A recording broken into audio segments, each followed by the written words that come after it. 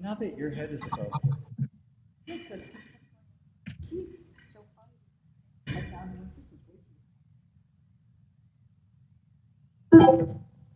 So I think from our perspective on the people online, if more than two people are talking at the same time, we're going to get feedback.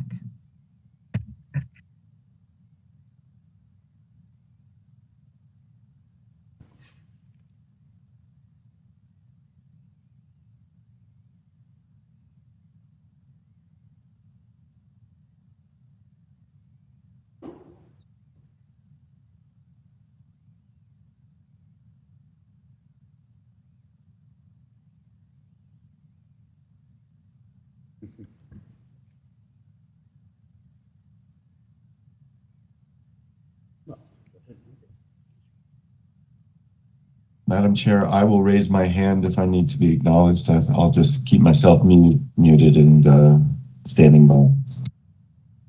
Okay, that would be a good plan if people would use the raise hand function. And I'm waiting for Daniel to tell me when we're ready.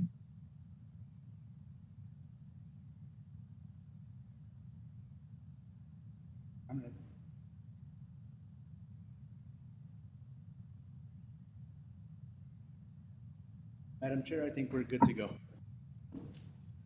Okay. I apologize to all of those who are in the chambers, but the three of us could not be here, but I don't have a four-wheel drive and there's no way I could get out of my driveway, but somehow you guys, you and Commissioner Hamilton managed to do that. So good on you, Commissioner Hughes. I'm going to call to order this meeting. May I please have a roll call? Of course, Madam Chair. Commissioner Camila Bustamante? Present. Commissioner Justin Green? I'm here, thank you. Commissioner Hank Hughes? Present. Commissioner Anna Hamilton? Here. And Chair Anna Hansen. Present. You have Okay, a we have Madam Chair. a quorum. Okay, thank you. And all counselors commissioners are present. Approval of the agenda. Is there any changes to the agenda from staff?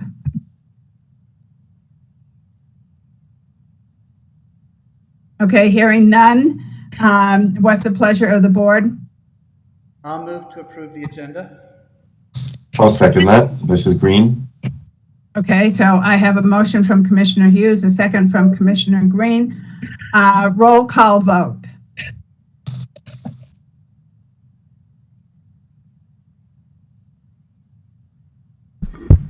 I'm sorry, to approve the agenda? Yeah, because we're online and because I believe that we're still under the Attorney General's orders. Okay. Commissioner Anna Hamilton?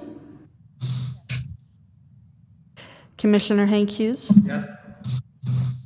Commissioner Justin Green? Yes. Commissioner Camila Bustamante? Yes. And Chair Anna Hansen. Yes, so at the moment we can, myself online, I cannot hear Commissioner Hamilton.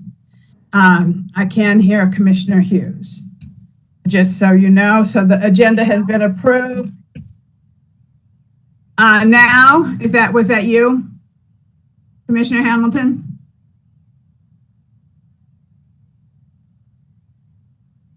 I don't hear you, Commissioner Hamilton.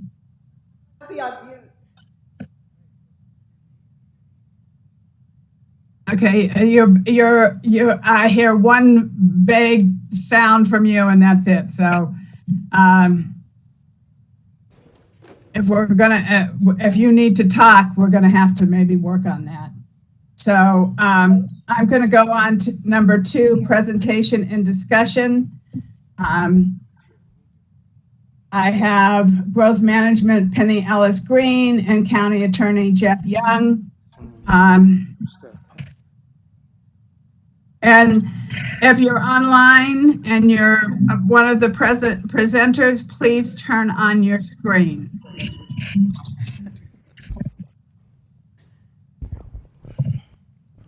Thank you. Madam Chair. Okay, Can you hear me?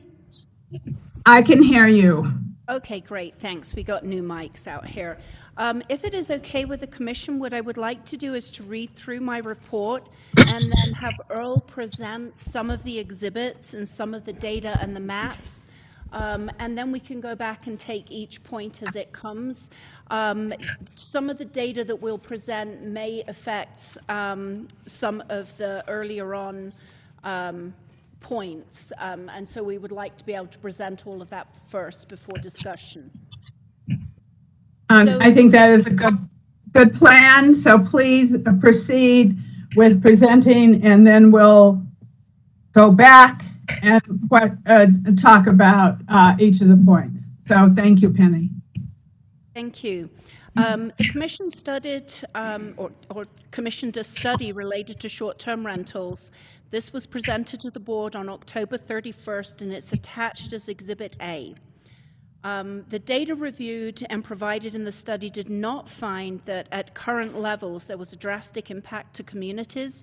However, it did show that many short-term rentals cluster closer to the city boundaries and suggests that if unchecked, communities closer to the city boundaries may be negatively affected by an increase in short-term rentals.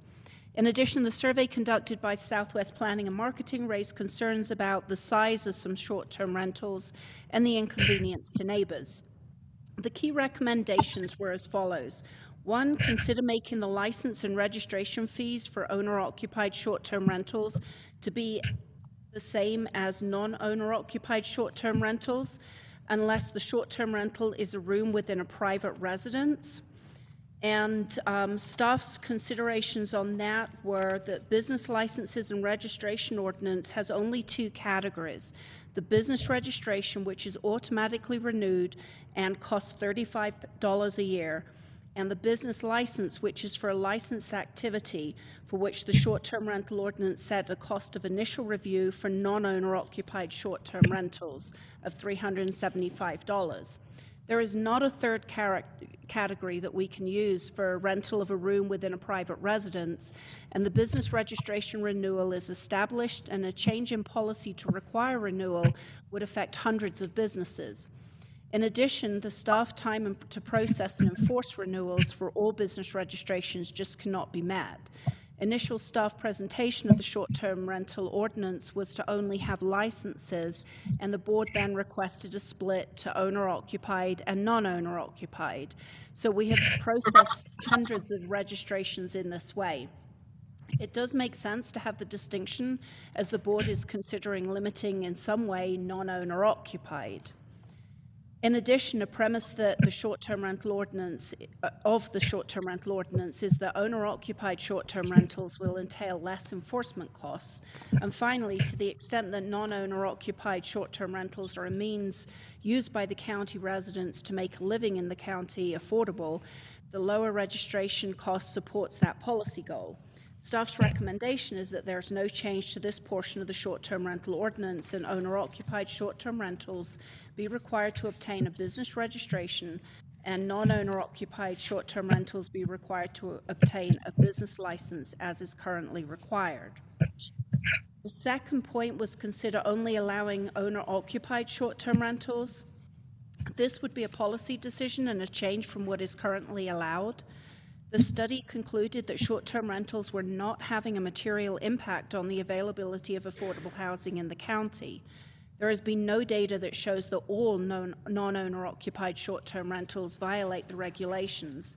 In addition, enforcement and non-renewals of licenses to properties where several noise complaints have been received could address those issues. Finally, non-owner-occupied short-term rentals can attract investment into the community. If this were imposed, staff would need direction as to whether the existing licenses can continue to be renewed. Currently, we have 165 registered owner-occupied short-term rentals and 181 licensed non-owner-occupied short-term rentals. So recommendation is staff does not recommend prohibiting non-owner occupied short-term rentals. The third point was consider requiring that an individual or person own each short-term rental, not a corporation, limited liability company, limited partnership, or other business. The survey heard the cases where a corporation, limited liability, limited partnership, or other business owned a short-term rental, and there is very little oversight on expanding numbers of bedrooms in the dwelling, which neighbors have the feel that they are hotels due to the size. To the extent the board decides to address this concern, it can be done more directly by limiting total occupancy. Requiring a person to own all short-term rentals would still allow people to have non-owner occupied short-term rentals. As we have heard in testimony, many Santa Fe County residents own non-owner occupied short-term rentals and diligently check the properties regularly and enforce the regulations.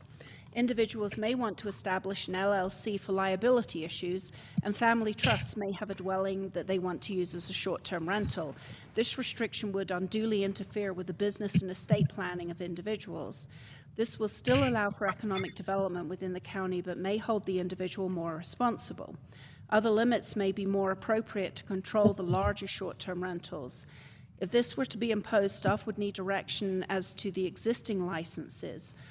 Of the 346 short-term licensed and registered businesses, we have issued 3 to businesses, 5 to trusts, and 28 to LLCs. So recommendation is staff does not recommend imposing this restriction. The fourth issue was consider imposing limits to non-owner occupied short-term rentals in 3 ways. Limiting on the total number of non-owner occupied short-term rentals a single owner or company can possess. Limit the total number of non-owner occupied short-term rentals in the county or in some communities, and implement density restrictions on non-owner occupied short-term rentals located in communities adjacent to the city of Santa Fe and in traditional historic communities. These options are related, so we will review them together. Limiting the number of non-owner occupied short-term rentals a single owner or company would need a clear policy rationale to justify. Scale could bring benefits such as increased investment in the STRs, professional management, and provide enforcement of rules. Other limits are designed to protect non-competition policy goals, such as limiting the impact to housing stock or over-concentration of short-term rentals, and any limit would potentially be circumvented through the company structure and ownership percentages. Options discussed include using boundaries that tie to traditional historic communities and traditional communities within a distance of the city, and will go through Exhibit E for the mapping of that. It may be appropriate to establish the limit based on a percentage of housing stock in that designated area. And we attached a matrix identifying limits some other communities have used. That's Exhibit B that we will go through afterwards. For example, the city of Santa Fe limits to only 1 STR per owner, and they must be owned by a person, and there's a total limit of 1,000 STRs for the city as a whole. Staff is recommending that if any caps or density thresholds are implemented for areas proximate to the city of Santa Fe, that census-designated places, CDPs, be used as the areas of special regulations. Again, Earl will identify those in Map C. CDPs are preferred over an arbitrary radial distance or current Santa Fe County community planning areas, as these areas will provide for improved community granularity and, over the course of time, will have more reliable, consistent, and defendable housing counts within these CDPs generated by the U.S. Census Bureau. Density restrictions, so a separation between non-owner occupied short-term rentals, will be difficult to regulate. It will lead to debate about where the distances are measured from. For example, is it fair if your neighbor decided to submit before you? If a density is to be set, staff would recommend that it apply only in the zoning districts with the smaller lot sizes, so maybe CDPs closer to the city boundaries. Communities around the city are showing a higher number of short-term rentals and more rural than the more rural communities. But there is a huge variance in different sections in the county in terms of the percentage with active STR listings. And Exhibit D goes over that, and then Earl will identify that as soon as we finish going through these. So staff recommendations. Staff does not recommend limiting the number of non-owner occupied short-term rentals that a single entity can own. Staff recommends the number of non-owner occupied short-term rentals be limited to 10% of the total housing stock in the CDPs identified in Exhibit C. The percentage of housing stock limits are easier to calculate, understand, and enforce than limits based upon distance between short-term rentals, and there is no quantitative or qualitative data that would dictate with certainty what the appropriate percentage would be. The suggested percentage is based in part on current market conditions while allowing some room for potential growth. Number 5, would consider limiting a limit on the total number of people who can stay in an STR. Current limits are 2 people per bedroom, excluding children under the age of 5 and under. The occupancy limits by short-term rental type for short-term rentals that have been approved. For owner-occupied, we have 79 with a limit of 2 people, 41 with 4 people, 36 with 6 people, 15 with 8 people, 10 with 10 people, and 8 with 12 plus. Non-owner occupied are 21 2 people, 44 4 person, 51 6 person, 25 8 person, 8 10 person, and 2 12 plus. So what that shows is that most of our short-term rentals are the 1, 2, 3, and 4 bedroom short-term rentals. There's been concern about the number of people staying in a single short-term rental. These concerns, however, have not translated into actual complaints to the county. Overall, the county has received only 1 complaint, and that was related to homeowners' covenants. And that's been since June 1st, 2023. In addition, higher occupancy short-term rentals provide a housing option that may be attractive to a desirable segment of the traveling population, such as large family reunions. If an occupancy limit is imposed regardless of the number of bedrooms, staff will need direction for the properties that are already approved above that occupancy limit. Recommendation. Staff does not recommend changes to the occupancy limits, since higher occupancy limits have not always translated into rule violations. To the extent they do, criminal and civil enforcement and/or administrative proceedings to revoke or non-renew the registration or license should address these concerns. If limits are imposed, however, staff recommends that the limit not be less than 8, which would allow a 4-bedroom house to have 2 people per bedroom. Number 6, enforcement and penalties for individuals and platforms. The requirement for obtaining a license or registration has been in effect for approximately 6 months, and there are still hundreds of listed STRs that have not applied. Staff will work with Granicus to review the activity and use available mailings through the contract to start the enforcement program. Initial enforcement letters will be mailed by the end of the calendar year. Some platforms may remove short-term rentals if we have proof that we are enforcing non-compliance. Currently, code enforcement officers may issue a misdemeanor citations through the criminal non-action violators. A person convicted of violation is guilty of a misdemeanor, can be punished or fined by not more than $300 or imprisonment of not more than 90 days, or by both fine and imprisonment. Again, that is imposed by the court, not by us. A contract prosecutor may allow for a more expedited enforcement action against short-term rental owners who refuse to comply. Number 7 is removing homeowners association covenants language. Very few covenants actually state no STRs. Consequently, staff have been caught between competing interpretations of unclear covenants, which is a no-win situation that is bound to upset one side or the other. In those situations, staff errs on the side of allowing the short-term rental so as to avoid depriving the property owner of income, while the matter is litigated between the private parties. Staff recommends removing the language that prohibits short-term rentals if prohibited by restrictive covenants. These are private restrictive covenants, are a private matter, and should be enforced by a homeowners association. This is consistent with the county's long-standing practice with regard to private restrictive covenants in the land use context. Number 8, other issues to be dealt with outside the direct short-term rental ordinance amendment. First is to schedule a comprehensive review every 5 years. Committed policy making and staff resources years in advance should cause pause in somewhat in tension with the priority setting process of the strategic plan. 5 years is a long time, during which time there may be market changes and shifts. Staff recommendation, do not mandate a review at a specific time. Require regular reporting to the BCC on registration, licensing, and enforcement activity. Review can be initiated as needed and prioritized in connection with the county's strategic planning process. Responsibility for enforcing lodgers tax or occupancy tax from platforms.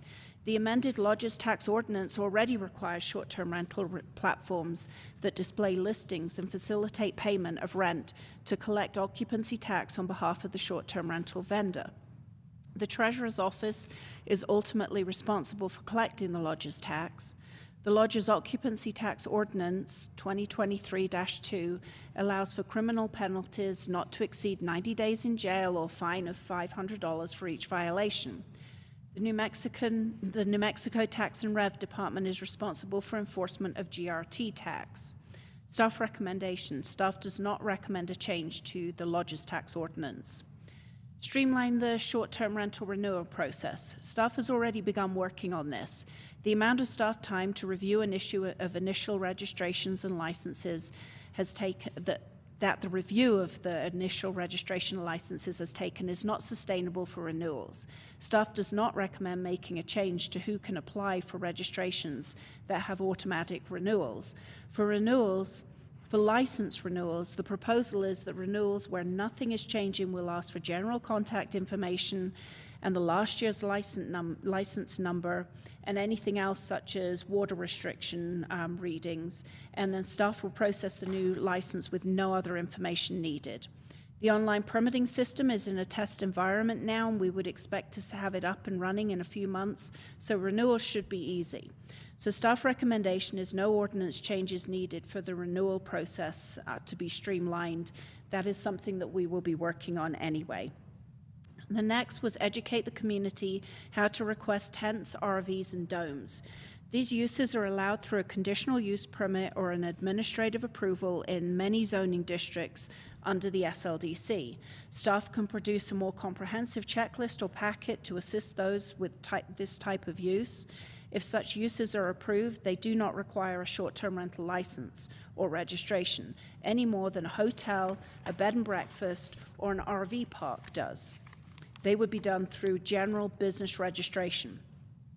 Staff have had discussion with Commissioner Green of a possible SLDC amendment to allow small-scale use, maybe 2 or 3 units only, through an administrative streamlined process that would include health and safety requirements such as ensuring correct electric hookups, connection to a septic system, and availability of water.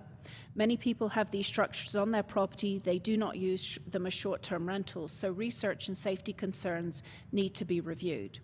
As this is a use and needs to be regulated by the SLDC, it's not appropriate in the short-term rental ordinance because this is part of the business license and registration ordinance.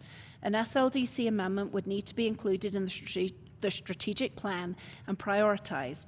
Staff waits for direction from the strategic planning process to set a timeline of this possible change. Staff recommendation is that direction and prioritization through the strategic plan to bring forward options for RV tent domes that can be permitted for overnight occupancy and therefore used as short-term rentals. And the last was the regulation of events. This has been an issue with some short-term rentals, but the issue is larger because special events can be held on any property, whether private or for a profit. The short-term rental ordinance already has an overnight occupancy limit and a daytime limit, twice the amount and the quiet hours. So exceedingly large events cannot occur at all or after hours. Rural events centres are not included in the use table of the SLDC and therefore are not allowed within the county. However, it has been a use that has developed more commonly over the last few years. It may be appropriate to address this new type of use in the SLDC and include regulations related to noise, size, location. This would be a future SLDC change, again, priority being set through the strategic planning process. So the recommendation would be direction and prioritization through the strategic planning process to bring forward options for large-scale rural events. And I am going to ask Earl if he will, actually, if I can start by looking at Exhibit B in your packets, and I'm wondering if, Daniel, if you could bring Exhibit B up. This is a comparison that our planning staff did related to the number of STRs per owner, whether they use real person or allow business or LLC, percentage of housing stock. And the table shows City of Santa Fe, Town of Taos, City of Albuquerque, Village of Los Ranchos, Village of Ruidoso, Sedona, Boulder, Colorado Springs, Palm Springs, California, and San Diego, California.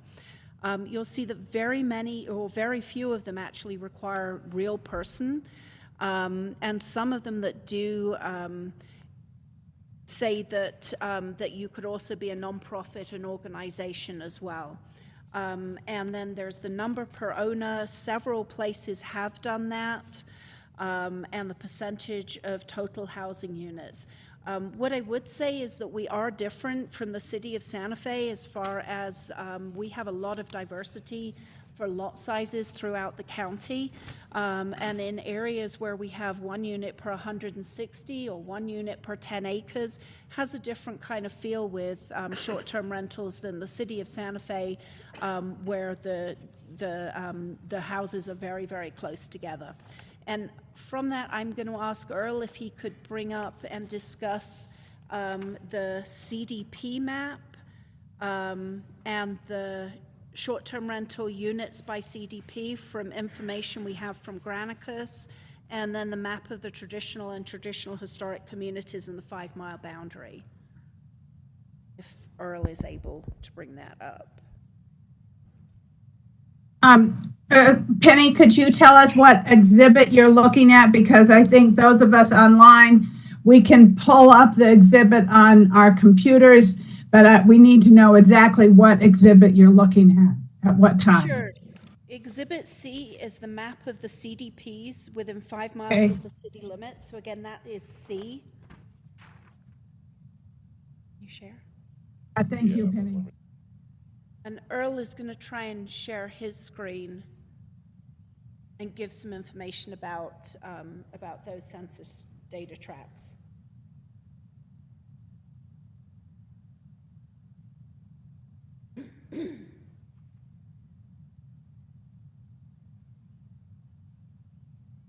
Just Yeah, I can, but I've got to get a remote.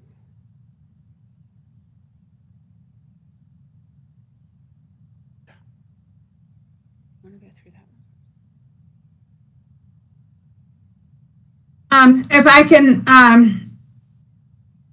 I think that I can ask the commissioners. Okay, here I see. Yeah. Okay, great. It's the same map that I have up on my computer. And I see that Commissioner Bustamante, do you have that map up also?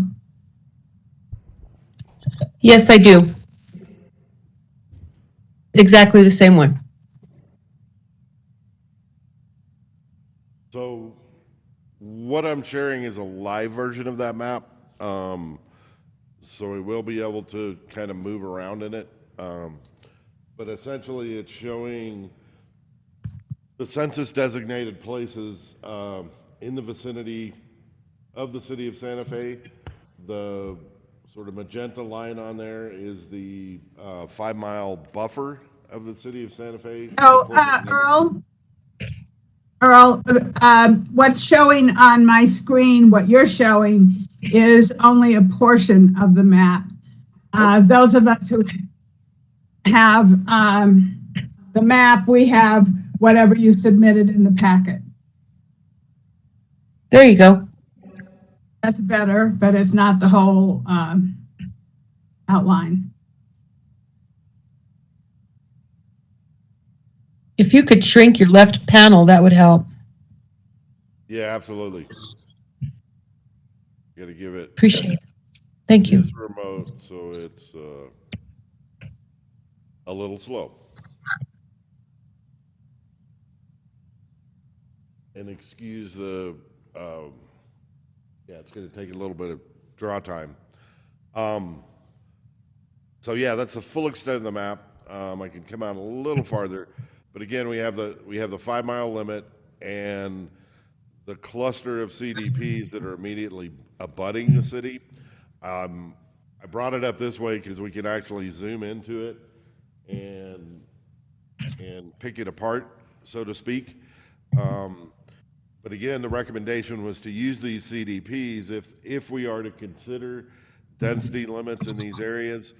The Census Bureau will actually accumulate data in these census designated places, not only at the decennial census, but also during the 5-year American Community Survey program. So we'll have over time consistent data to be able to really look at what's going on with these short-term rentals. So I'll leave it at that. Have you got any questions? It is a little fuzzy, I see, on the display. I'm not sure how that's coming across on WebEx for you. Do we have it in the, I'm sorry, Madam Chair? Raise your, please use your hand Yes. area, My but Commissioner Bustamante?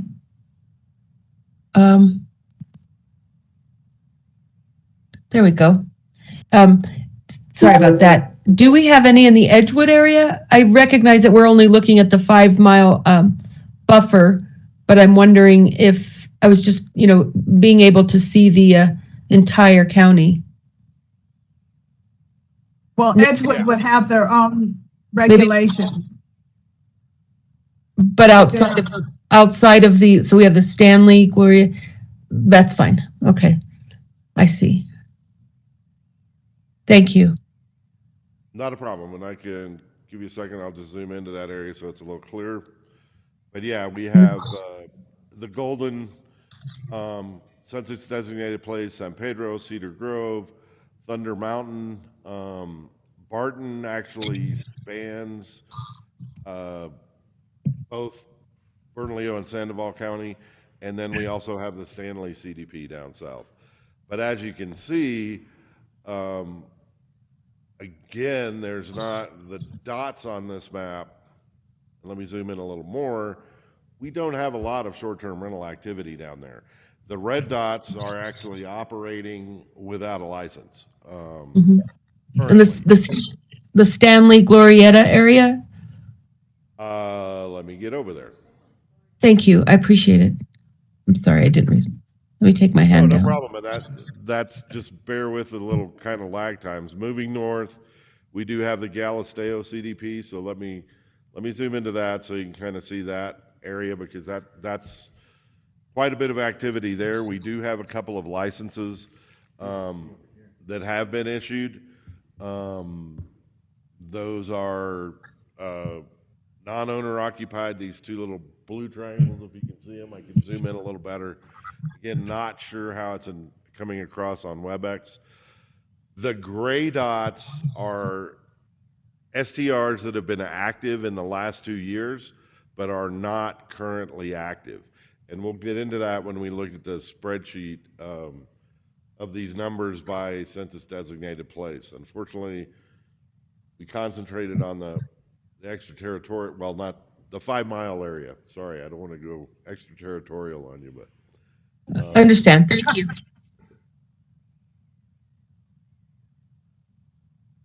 Okay, are there, Let me get over to the Glorietta area. Whoop, now we're all the way out. Okay. Well, and just to see it again, that's so the eastern edge of the county, and let me just zoom in so you can get a better look at it. We have Valencia, Glorieta, and La Cueva, census designated places on the eastern edge of the county. And then if we move north, away from the city, we have the Pewaukee Valley CDPs, and as you can see, there's quite a bit of granularity there for San Ildefonso, El Rancho, Jaconita, Jacona, Pewaukee, Cuyamungue. The Cuyamungue Grant is a separate CDP, and the Nambe CDP in the Pewaukee Valley, in addition to the Tesuque Pueblo CDP. Moving farther north, these are the CDPs up north. The La Masia one, that's actually Rio Arriba County, but I wanted to just show it for reference. Commissioner Green has a question. Thank you, Madam Chair, and thank you, Earl. I also, just as a thank you, that's why I was one of my questions was La Masia and the White Rock area that I think we're not in Santa Fe County. But more importantly, how does some of these areas that you're showing are tribal areas? So the San Ildefonso area has, there is the El Rancho part that is Santa Fe County, and then there's of course, San Ildefonso land, and the same thing in Pewaukee, and the same thing in Nambe, and the same thing in Tesuque. That's one question, because there's definitely an overlap of those, and so it would be good to see how those areas, right, because that San Ildefonso CDP is definitely 80%, 90% tribally governed. Same thing for half of Jacona and so on.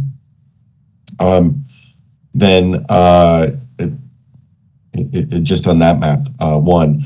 Two, I'm wondering, I think my understanding is Edgewood does not, and Espanola do not have regulations on this as of yet. And so while they're part of Santa Fe County, and just like the city of Santa Fe has gotten ahead of us, they're sort of lagging. And is there any conversation with their administrations for us to either assist, or do they have plans to do it on their own?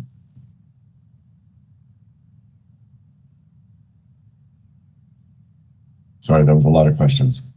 Well, yeah, so I'll start with the Chair, Go Commissioner ahead. Green, relative to their plans, unless other present staff have information that I do not, I don't know one way or another what their plans are relative to potentially regulating short-term rentals. And again, that's specifically with regard to the town of Edgewood and the city of Espanola. If any other present staff member has definitive information, I'll let them raise their hand, but it doesn't look as if that is information that we're privy to. Thank you.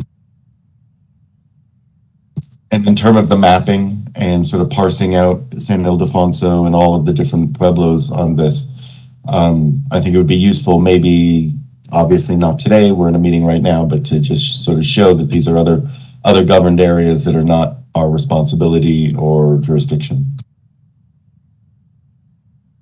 Madam Chair, Commissioner Green, what you'll notice, the orange lines on the maps, that's actually the community planning area for the Pewaukee Valley. Those are the private inholdings within the tribal areas. So those are subject to county jurisdiction and regulation. And you can see that, zoom in a little, we've got a couple of active SDRs right there that are not permitted. There's a couple right here that actually there's three here in the San Ildefonso Pueblo that are permitted. Two are non-owner occupied, and I'm sorry, those are super tiny. I can fix that. And then I'll just pan across so we can see that. But there are private inholdings within those tribal areas, and they are subject to county regulation.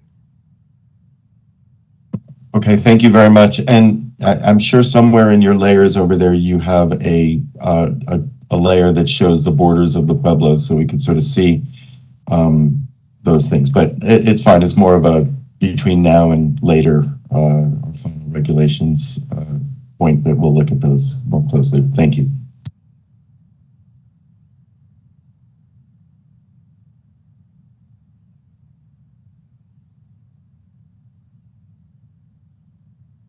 Yeah, so if there's no, I'll get back to the 5 miles since this is where we're talking, or is where the concentration of STRs are. So what I do see with that is Earl, is that like El Dorado is in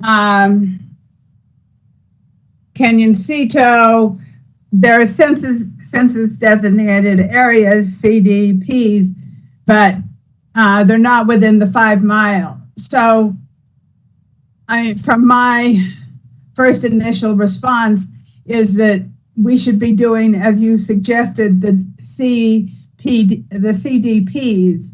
as to regulate and use that area. Is that what you're suggesting? Madam Chair, yes, well, that was the recommendations. We're seeing a concentration of STRs basically adjacent to the city of Santa Fe. So yeah, the suggestion was if the commission was to consider some sort of density regulations, these would be good indicators to allow us to have the data to actually, the housing count data, to be able to look at that. Does that answer your question, Madam Chair? Yes. I just wanted to make that clear. Madam Chair? Yes, Commissioner Hamilton. Thank you. I think using this CDPs, I always reverse letters. It is a great idea, and I would just refine that by saying that allows us to focus on the CDPs we want to focus on. Like, I don't see the Glorieta area needing that kind of limit, but maybe Commissioner Hughes might feel differently one way or the other about El Dorado, which is not adjacent, the CDP is not adjacent to the city. Otherwise, I would start with the CDPs adjacent to the city and then add only the ones that are necessary. Madam Chair? Yes. Yeah, so I also noticed that El Dorado was outside the 5 mile limit, and it does need some, I think we should put some limit there. I'm also wondering about you can see the San Marcos area down along Route 14 is not a CDP, but it has quite a few short-term rentals in that area. I'm wondering if we should somehow consider, I don't know whether it would be just sort of a general rule for the rest of the county that's not too strict, or something like that to cover some of these other areas. Is there a way thank you. Go ahead, Commissioner Hamilton. Thank you. Is there a way to pick out the San Marcos community by they're an overlay district, so there's a mechanism for picking up that without doing a county-wide limit? Madam Chair, Commissioners, if we look at Exhibit E, that is another exhibit that shows us the 5 mile and also shows us our traditional and traditional historic communities. And so we're recommending the CDPs, but this could be another way that commissioners would want to go, or to identify certain boundaries. San Marcos is a contemporary community, not a traditional community. But it's an overlay district? But it does it has a planning district, and it does have an overlay district, as is the 285 highway corridor. That's another district that's not also a traditional community. So there's a number of different ones that we can pull out. If we look at Map C as well, we could look. There is a concentration kind of. Some of them are not being used right now, but in the Canyoncito and El Dorado area. So if we use CDPs, we could identify which ones. And then I guess we could add in another district. If there's not a CDP, would also be these planning districts, or That was going to be include my those. question. Is it possible to do a little bit of Kind of a mix and starting match? a mix and match, the CDPs, and then pick which ones or eliminate certain ones that are too far outside, away from the city to require a limit, but then add areas that are identifiable that where, frankly, the people clearly, I mean, San Marcos clearly is wanting some, regulation. I know Glorieta, because we're talking about regulating non-owner occupied, right, in terms of number limits. So anyway, I was wondering if mix and match was possible, legally possible.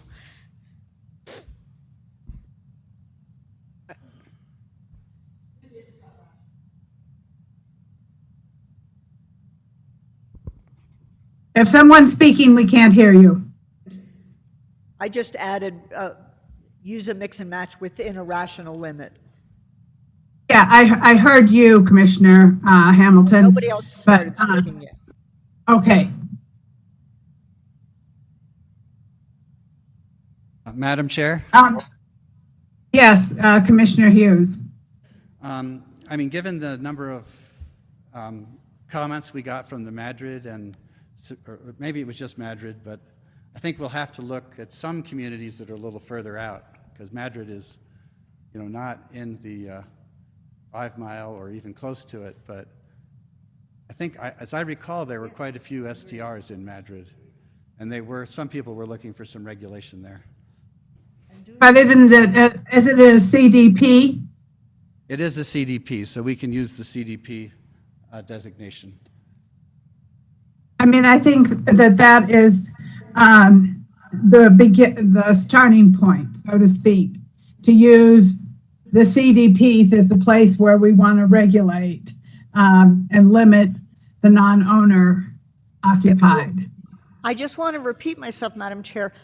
Most CDPs, but not every one of them. There's absolutely, like I said, Glorieta area seems to be a CDP and it just doesn't need limits.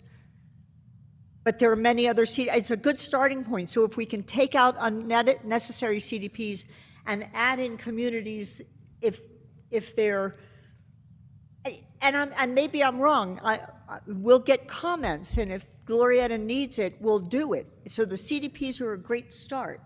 I'm just. It does appear on this map of traditional. What am I looking at? Exhibit E. It does look like there's a number of things happening in Glorieta, but I could be wrong. You were leaning away. I said, I apologize. I was looking at the map. It does look like there are a number of short-term rentals in the Glorieta area already, but I'm not on that correct map. I'm on map E, so I need to go back to I just want to retain the concept of being able to eliminate if there's a CDP that really doesn't need regulation, and to be able to add an area like San Marcos where they clearly want some regulation, but they're not a CDP. Madam Chair, Commissioners, I think what we would probably be looking at then is the commissioners to actually designate which CDPs they want to put a limit on, and we would list them. And so if you had a CDP outside the 5 mile that you wanted to put a limit on, you would add that to the list. And then in addition to that, if there was a planning area, so long as we've got a good boundary, the issue with San Marcos is that it has a huge planning boundary. It's a contemporary community and it's incredibly big. I don't know if you could see that on the... Well, we wanted to go into Glorieta and see what was happening there. And there does look to be a number of dots, but maybe they're all gray dots. So we could We could look, for example, if Commissioner Hughes wanted to include El Dorado, there's only a portion of that in the 5 Mile, but we could list that CDP. If we didn't want to include Glorieta, we just wouldn't list it. If we did want to include Canyoncito, again, we would list it. Maybe we wouldn't for Lamy, and then as you go north, you know, we would list which ones you actually wanted to regulate. So I think in an ordinance, we could be specific on the CDPs or the planning areas. Madam Chair, I have another question. Is there on the map a way to differentiate owner-occupied and non-owner-occupied? We're doing that. Okay, just because my understanding may not be fully informed at this point, but my understanding is that for most of the areas, in the Glorieta area, are owner-occupied. Well, So that was why that's what I've got up here. And what you'll notice is, again, and this is something that's interesting with the data. In the last 2 years, there's all sorts of STRs that have been active. Right now, there are only 6 permitted in this map extent that we're looking at, which includes both Valencia, the Glorieta CDP, and La Cueva CDP.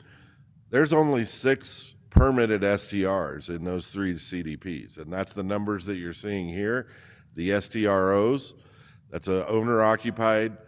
There are 3 permitted short-term rentals there, and then there's 3 permitted. I see the color, yeah. But you'll also notice that there's 27 STRs in these extents, and again, it's the number here. Yeah. I don't know if you can see that.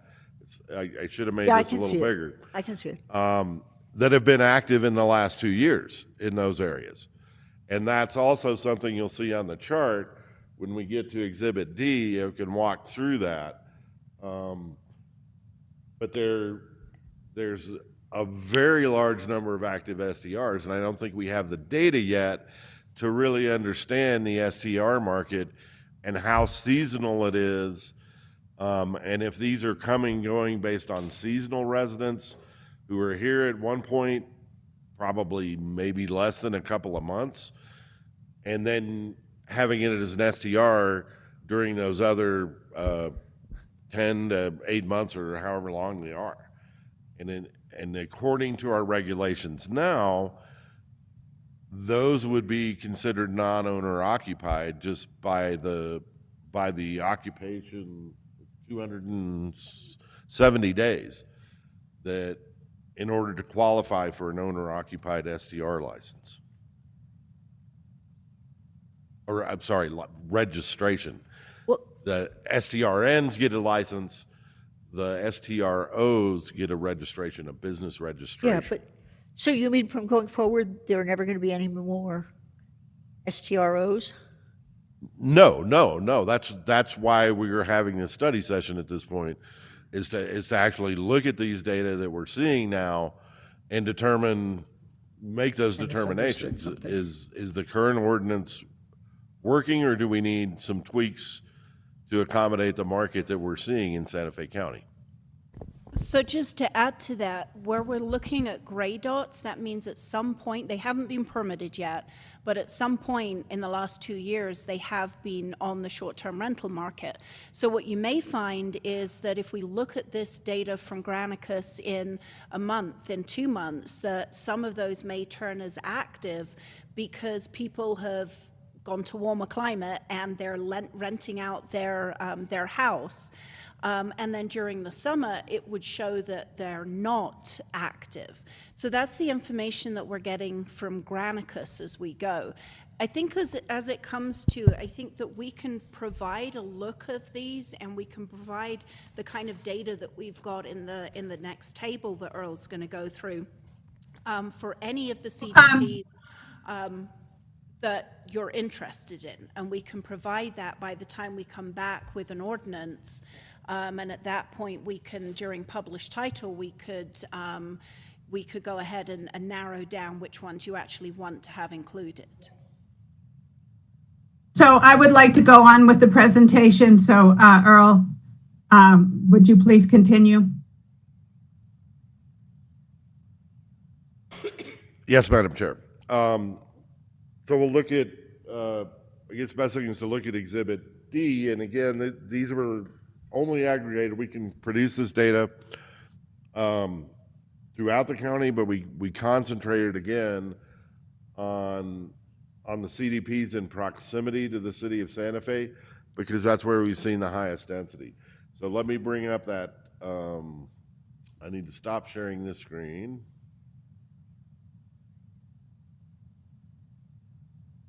Go back to WebEx, and I think I have it up.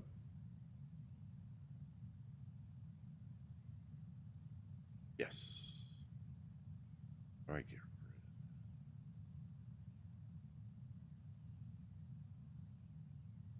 Not quite on our side,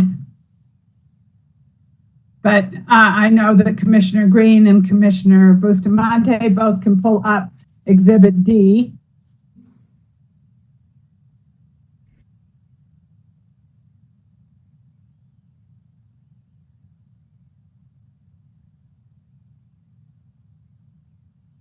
Okay, thank you.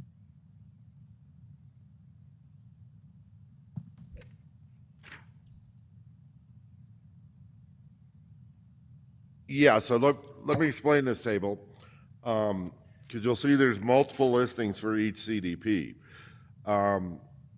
This is, so the central column is the STR permit compliance status. This is as per our vendor that is monitoring STR activity. This is the Granicus host compliance, I'm sorry. But generally there was they categorize them in 5 categories. So you'll see Santa Fe Foothills has all 5 compliance status. It's either compliant because it's no longer advertised. Those are the gray dots on the map. It's either compliant because it's not an STR, which by the host compliance definition in Santa Fe County Ordinance, that means the rental period is greater than 30 days. So greater than a 30-day stay is the minimum stay. I would note, however, that some people are doing that, but actually are listing it greater than a 30-day minimum, but are actually renting for less. That will be a code enforcement issue for us.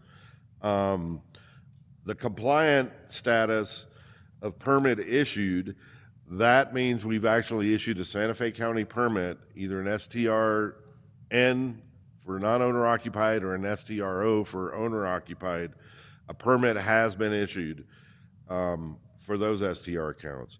The non-compliant is an active STR that's actively listing that is not come in for a permit from Santa Fe County. And then this 5th category, this TDB, the vendor that we're using is very stringent about matching these records. They must identify a third-party match before they will actually confirm that it's either compliant or non-compliant. So these are to be determined. However, the locations are there, and they are active STRs. So what I've done here in this table is to give you, first of all, the columns looking at the total housing units of what's occupied or vacant. Again, this is from the American Community Survey from 2001. And again, this is one of the reasons why we're recommending using CDPs, is this data is going to be regularly available to the county on at least a 5-year basis. But what you'll see is I've also put in the vacancy rate for these. Generally, STRs would be captured as a vacant housing unit because the census is typically looking at permanent residents. So that vacancy rate, actually STRs are part of that vacancy rate generally, unless of course it was an owner occupied, obviously. Madam Chair, Commissioners, if I can just add with the vacancy rate, that also would apply to second homes. So you would see a number of those in the Las Campanas area and some of the Tesuque area. So that would also cover people that don't primarily live here may not be renting out their house as a short-term rental. It may be a second home that is only used when they come here to visit. No problem. I appreciate that clarification. And just to continue, so the STR count by status is the number of STRs within that CDP according to their compliance status. That second to last column, STR is the 2-year total. So that's a sum of all the compliance status. I think that's important because we need to understand the seasonality of the STR market that we're seeing in Santa Fe County. And it's interesting, I think there's both a summer and winter market, but again, we don't really have the data yet. We haven't been doing this long enough to really track that. So when we get to the percentage, what I highlighted in blue on these charts is basically what were active STRs. This is how I got at it. So it's either we've issued the permit, it's non-compliant, they have identified a matching record, or it falls into one of these to be determined categories that our vendor isn't fully confident they have the property matched yet. So I use that blue coloring to indicate that, and so the total of those columns, those STR counts, is the percentage of the active STRs. That's where that number comes from. The second percentage number is the percentage of housing units of total STR activity in a CDP over the last 2 years. Hopefully that makes sense for everybody. I'll pause for a second in case there's questions about that. Madam Chair, I have a question. Commissioner Hughes. Yeah, so this data includes both owner and non-owner occupied STRs, is that right? Madam Chair, Commissioner Hughes, yes, that's correct. Yeah, so because when I computed the percentage for El Dorado of non-owner occupied, it was only about 1.3%, as opposed to the 5% that includes everything. Well, and my 1.3% also didn't include the non-inactive ones. I'm just saying there's different ways you can compute this. But anyway, that answers my question. But I think when we look at these percentages, since we're not going to regulate the owner-occupied ones, it would have been nice, to have just the percentage of non-owner occupied. Thank you. Madam Chair, if you look at the overall data, I'm sure this is different, region to region, but they're about 50-50. It was like 55-45 or 52-48 or something. I didn't do the calculation, but it was close, so you could just look at it that way. Right, you could say about 50%. Right. And also what I'm hearing is because we have not been collecting data for that long, we don't have a full picture of what is happening. Commissioner Bustamante? You're on mute. Commissioner Bustamante? My apologies. I need some clarification on the 50-50. I didn't quite catch that. I'm not understanding the 50-50 as I look at this. Pardon me, slow on the uptake. 50-50.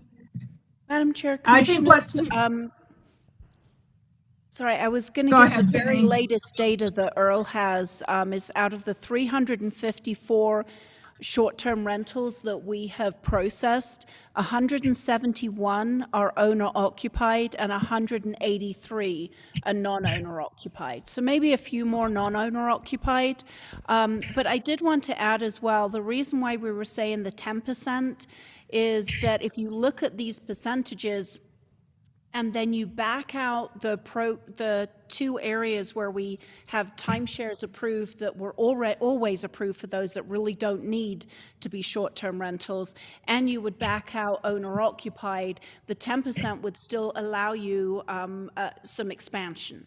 So it wouldn't completely crowd out anyone else from doing a non-owner occupied.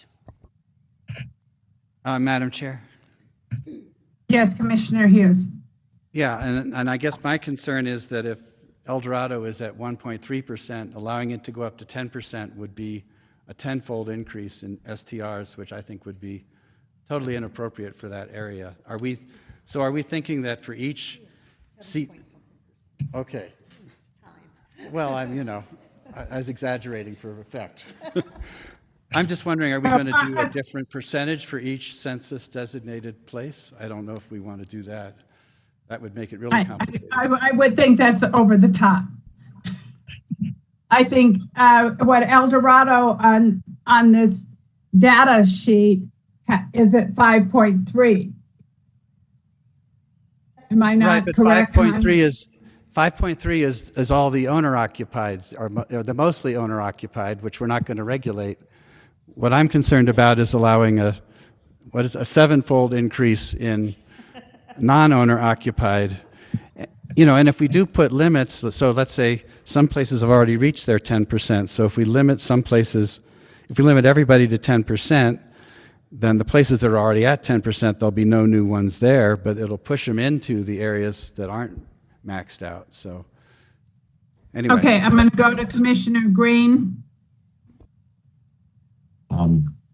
Thank you, Madam Chair. So just to Commissioner Hughes's point, you see in each of these areas, regardless of the percentage of active STRs, the vacancy rates. And so some areas like La Tierra up in Commissioner or Chair Hansen in my district is 53%, 54% is non-resident ownership. Not even forget about the STRs. So, all those folks could decide that they want to start partially renting their place just as a method of keeping some activity and generating some income. Whereas, El Dorado, as you said, like El Dorado has a super low second home rate. I'm sure a lot of those people consider it their primary residence and they travel a significant amount of their life as well, but that is their primary home. So there's all different ways to parse this. And, I don't quite know that we're going to have the answers so quickly, but it's an interesting thing to see that vacancy rate and to understand which neighborhoods have people with second homes, right? And second homes people can live in 180 days to get to, to be here all summer and all spring or all fall, but not and go away for the winter. So there's a variety of ways that people live in these houses, and it's tough for us to decide how we're gonna make that happen. In general, I think the 10% rule needs to be discussed a little bit more, but a sort of percentage is potentially acceptable. I think we, sort of deciding how that really plays out is something we should look at. But I look forward to more discussion on this. But thanks for all this data. Okay, Commissioner Bustamante. Actually, thank you. I had put my hand down because I sort of felt like I was getting to where I was understanding it a little differently. And then Commissioner Green said exactly what I was concerned about, that there would have to be more discussion. I'd like to understand more the variables around what that percentage would be, 10%. I mean, there's a number and I have no interest in it being I need to understand better than it being arbitrary.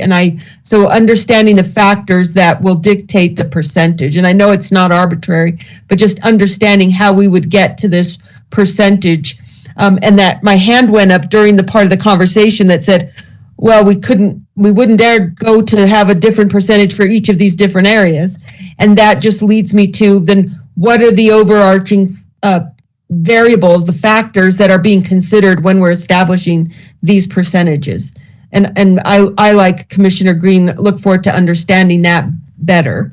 Having that conversation is what he said. I think he understands. I'm looking to understand better on the variables and understanding through conversation. Thank you, commissioners. I'm going to go back to Earl and Penny. Commissioner Madam Chair? Hamilton. Could I ask a follow-up question? Yes, of course.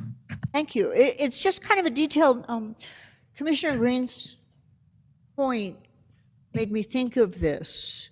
So I think that the takeaway from one of the things Commissioner Green said is in some areas where, I mean, if there's a 53, 54%, unoccupied rate, those are presumably, many of them are second homes. And yeah, it's true, many of them people might want to rent those out. So one thing would be that they would typically be non-owner occupied, so they would be subject to a regulation. Is the definition of owner occupied governed by the number of days out of the year somebody lives in the house? If it's more than 50% of the time, it's owner occupied. I know that applies to things like rates, how they're regulated by the utilities and whatnot. I believe there is. I would let Penny answer that question. Madam Chair, Commissioners, owner-occupied means that it needs to be your primary residence, and primary residence means that you must reside there for 275 days per year out of a 12-month period. Okay, thank you. Okay, I'm going to go back to Earl and Penny.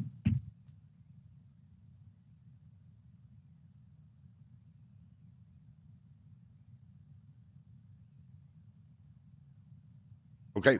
Well, yeah, and again, you can see that, I mean, the ones that stand out, and that was a good point, Commissioner Green, is that some of these areas have really high vacancy rates.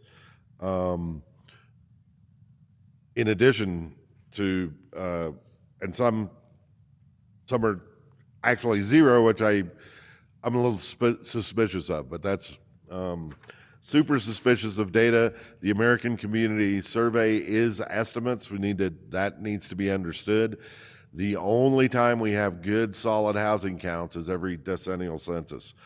But you can probably see the ones, again, that do stand out if we are looking at some sort of percentage threshold, just going down the chart. The first one that pops out is the Chupadero CDP, which it looks kind of shocking that 25% almost of the housing units there have been STRs, but it's critical in this case to understand that that CDP includes the Rancho Encantado area, which were timeshares. They were approved timeshares from the beginning, from the initiation. Thank you for bringing that up. I'm glad you recognize that.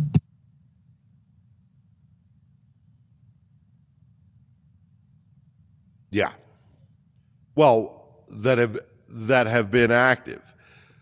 If I switch back to the map, and I can do that and show you that area, but there's a cluster of timeshares that were approved that way through the master planning process, and it's possible. I think if you're looking at these, that these situations, and there's another one. Tasuki is another one that stands out in that. That's the red notes on the spreadsheet. It's actually up on the screen. But this is another one that the Tasuki census designated place also includes all the Bishop's Lodge timeshares that, again, via master plan approval by the county, that these were approved essentially as short-term rentals from the get-go. Are those in that 179? They're in those counts. And at this point, we've been permitting those. Some of these have come in for permits, but a lot of these owners have not. And again, we see this seasonal activity. If I can switch back to the map, I can zoom in on these areas and we can look at them. But yeah, as you can see, just running through this real quick. And I think that's the real question is if we do look at density restrictions, what percentage are you looking at? Total activity over a year or several years, or are you just going to look at active? And if someone, for instance, is just a seasonal rental, a couple of months, but they hold the permit year round, in a way they're sort of cornering the market and preventing other people from actually doing that seasonal rental later if we do set some sort of density cap. I think that's something the commission should bear in mind in coming up with a policy direction here. Madam Chair, just on that point. if I could. Well, first, Commissioner Hughes, Commissioner Green has had his hand up. Thank you. Sorry, Commissioner Hughes. I'll try to make it quick, but it's probably related. So to the point of all of these areas, first off, that have been either approved through the planning process as de facto short-term rentals, but short-term fractional ownership, right? So whether they're, it's a fractional ownership, which I guess I don't know for sure if we have a special classification or if that's just a conditional use that we go through when somebody comes in with a master plan. But those should probably be pulled out of these data points because they've been approved for a fractional thing. So thank you. I like the head nodding. Thank you, Earl. And so that's one aspect of that, and kind of giving them a de facto short-term rental permit, right? Because these are fractional owners. How does one fractional owner go apply for their 2 weeks a year for, hey, I'm going to go sub-rent my sub-ownership, my fractional ownership? So anyway, it's a complicated aspect, and I think we need to pull out anybody that has been approved by a planning process, a planned unit development process, whether it's the Encantado group or the Bishop's Lodge group, that these are sort of grandfathered into this process right now, and then B, that we're aware of that now in the future when we do approve people like this, so that if somebody does come in with a fractional ownership proposal, that we either automatically say that you are going to be allowed to or not allowed to short-term rental. And they're kind of strangely hotels of a certain fractional thing. It's definitely complicated and needs to be studied a little more as a certain use case within this conversation. So thank you. Okay, I'm going to go to Commissioner Hughes. Yeah, and basically, same idea as what Commissioner Green said, but I was just simply wondering for today's project, I mean, is it possible just to not include, the Bishop's Lodge and the Rancho Encantado in, can we just say they're not included in the count for the density for those communities? Madam Chair, Commissioners, I think you could give us that direction to make sure that we don't count those. We're seeing now people that had done bed and breakfast years and years ago, the traditional bed and breakfast, and now also listing on Airbnb as well as their own sites. And that's something that they can do. Same as an RV park. If an RV park holds a business registration but has some units there that people can rent through Airbnb, then they're covered by their business registration. So I think just a direction that those that are covered by another business registration shouldn't be in our count. And we'll need to go back and see if any of them are in those areas, and we would flip them to their actual business registration and not include them as a short-term rental. Yeah, that makes sense to me. Thank you. To do it that way.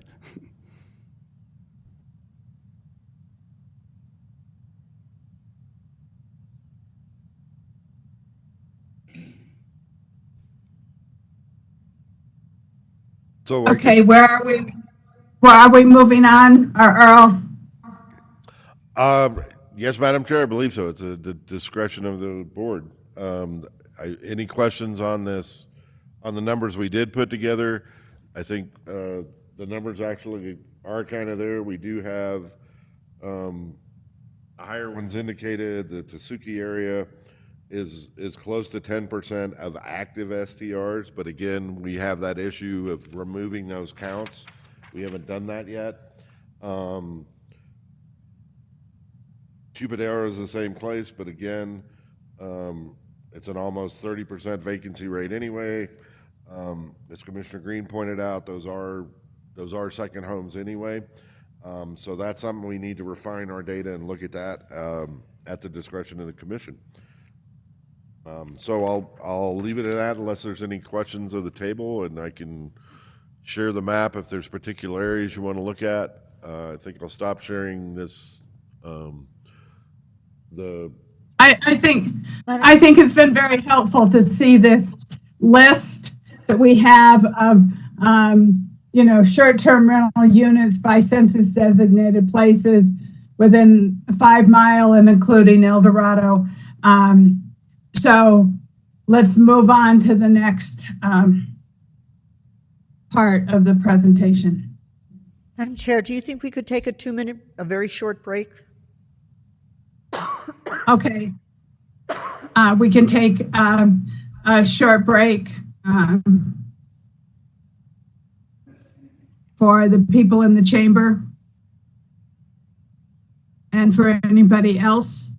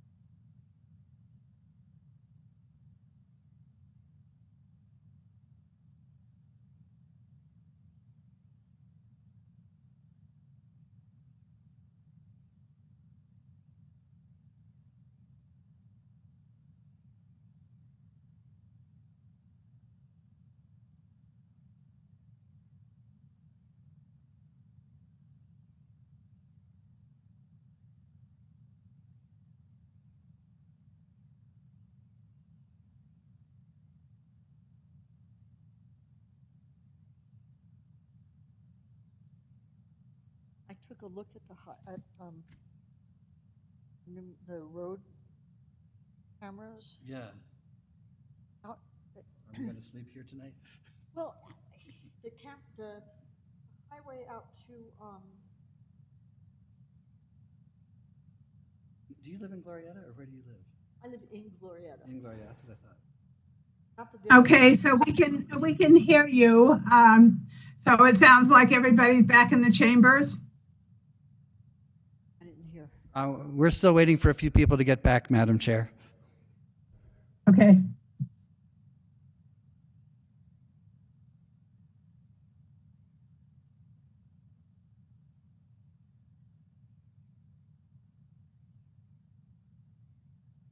I'm just gonna call.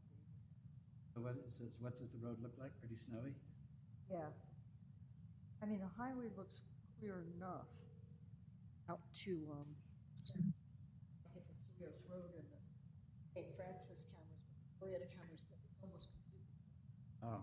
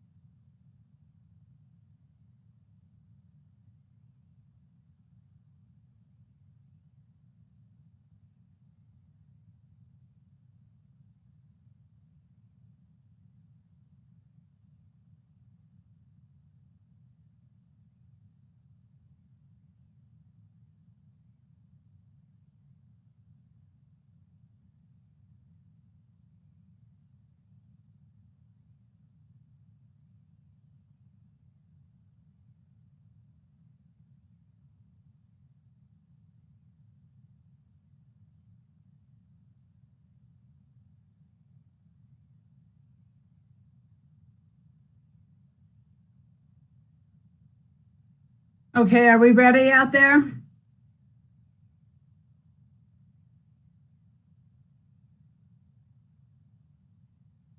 Yes, ma'am. It's the chambers I can't see, so. Yeah, we're ready, but I don't know if they are.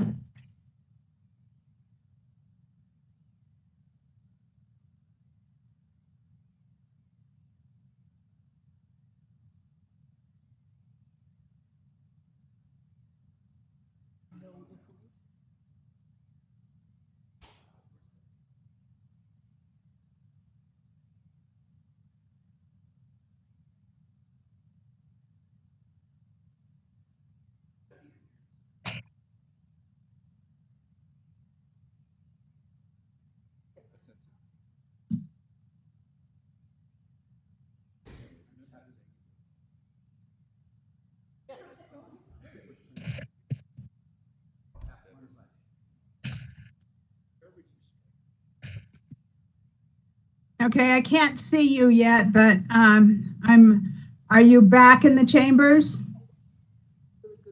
Okay, it looks like, I think we're back mostly, Madam Chair. If you want to call us to order, perhaps people would sit down. okay, I'm gonna call to order and I'll go back to Penny and Earl. We've gone back to you being very hard to hear, Madam Chair. Is there a way, maybe you can turn up your own microphone or something? I did turn on my own microphone. Is that any better?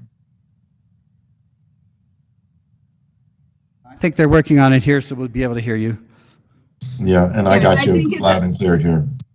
Everyone online hears me. It's in the chamber. My microphone is at 82%. We can hear you now. It's better now. Thank you. Okay, good. Okay, so I was going to go back to Penny and Earl. Madam Chair, and Commissioners, I wanted to talk a little bit more about the vacancy rate. The discussion of limiting non-owner occupied short-term rentals is really to try and keep a sense of community. And when we look at vacancy rates, for example, in Agua Fria, we have a 6% vacancy rate. But when we look at vacancy rates over maybe 30, 40, 50%, it is a different kind of community. It's kind of a second home community. That's where people choose to live, but it's got a different feel than the communities where most people are living permanently in the houses. So I would throw out whether or not the board actually wants to include CDPs that have a high vacancy rate. What you're preserving in somewhere like Agua Fria, that has a very low vacancy rate, is that you don't want to change the face of that community, but maybe a community with a 30, 40, 50% vacancy rate has a very different feel. And whether they're vacant for second homes or used as short-term rentals may or may not be an issue there. Madam Chair? Yes, Commissioner Hamilton. I think that's a really good point. One thing it makes me wonder, it kind of loops that back together with the question about whether different CDP areas could actually be regulated with different percentage caps. Maybe those are areas where we want to put a much higher cap if we want to put one on at all. So I just wanted to throw that out as one rational reason, either excluding or having a different cap than the areas we really need to preserve character in. Thank you. Thank you. Commissioner Green. Thank you, Madam Chair. I think that this is definitely a nuanced subject, right? So I would argue without definitive information, but knowing lots of people that own and live in La Tierra, that's a lot of people that, yes, it does have a lot of people with second homes. And a lot of those second homeowners are Texans who do not choose to register and vote or reside officially in New Mexico for tax purposes, right? So that could have the same second home statistic as El Dorado, with a bunch of retirees that live here as their official first home, but spend 179 days of the year traveling, but choose to live and vote and pay taxes in New Mexico and in El Dorado. So it becomes a little nuanced, and we need to get more granular and get more information about our community before we can start making those broad stroke judgments on some of these areas. And to another point, having second homes that are vacant, 2 points to this. One, San Francisco, the city of San Francisco, has just created a vacancy tax, right? So they're not only going to the regulating of short-term rentals, but they're actually saying, if you're going to just keep it as a vacant pied-à-terre when you're in town, we don't want to encourage that because that's taking it away from workforce housing. No way I'm advocating that. I'm just putting that on the radar of different ways that people are regulating vacant homes. And then, having vacant homes without a short-term rental seems to be counterproductive, that it's not producing income. It's producing a home that is dark and using a resource, whether it's for long-term rental or short-term rental, it is definitely sort of a trapped resource that should be utilized better. So anyway, more nuance to this needs to come in, more data, more information about who, how, and what our constituents want as well. So I look forward to that. Yeah, so yesterday, we were sent a website by one of our constituents, and they listed a number of places that had that only allowed owner-occupied primary residency as their way of dealing with it. I don't hear that from the commission that we are going to go in that direction of only owner-occupied short-term rentals. Unless I'm wrong, I would like to hear from people because that would indicate a certain direction that we're going in. So, Commissioner Green, briefly. Yeah, thank you. So, Madam Chair, first off, I'm absolutely against that for a variety of reasons. First off, in my district, I have a lot of homes in traditional communities, even if they're not, quote, traditional communities, where folks have had multi-generational homes that do not feel like they're ready to sell them, and they want to preserve them into their. I get that. I think a short answer is adequate. Okay, there you go. So thank you. I think that is restricts that type of use. Okay, Commissioner Bustamante. I don't have a sense. Okay. No, I'm not on mute. I'm sorry. I don't have I agree with Commissioner Green, frankly. So I don't have anything further on that issue. Okay. Commissioner Hughes. Yeah, I just want to say it's fine with me that we have non-owner occupied short-term rentals. So I agree with Commissioner Green as well. We should regulate them, but not ban them. I agree. Okay, so that I just want to set that up as off the table so that we're clear about that. Because I think that then we're moving down the path that we're moving on, and I'm going to go back to Penny and Earl and let them continue with their presentation. Madam Chair, Commissioners, what I would recommend now is that we go back to each item and we take direction. It sounds like we just got direction on the second item, which was consider only allowing non-owner occupied. Our recommendation was that we shouldn't prohibit non-owner occupied, and I believe what I heard was that the Commission supported that. But the first option was the cost for owner occupied to be the same as non-owner occupied. Would you, Penny, would you please say what exhibit you're on? I'm on my memo. Okay. On page 2, Okay. under recommendations and considerations. So the first Okay. item was cost of owner occupied short-term rentals to be the same as non-owner occupied and to require renewal fees. Based on statute, that clearly tells us we can charge no more than $35 for a business registration, which is why we set it at that fee. So our recommendation is that we don't make a change to this. We keep owner-occupied as business registration and non-owner-occupied as business license. Madam Chair. Okay, so I'm going to go to Commissioner Green. I guess you're ready for that. I actually think that these are businesses, and I think that even if you're owner occupied, a lot of these folks are owner occupied, but still renting out for just 179 days a year. So it's just a fraction. If they're a bedroom, I agree that maybe the $35 fee is acceptable, but there are a lot of enforcement actions and things that we need to compensate for and be compensated for. That I think if you're in this business, $300, $350, $375 is a small price to pay to make sure that we have the staffing and enforcement to do this. So I don't know where that falls in under the recommendation, but I think that unless you're only just doing a bedroom, you should be paying the $375.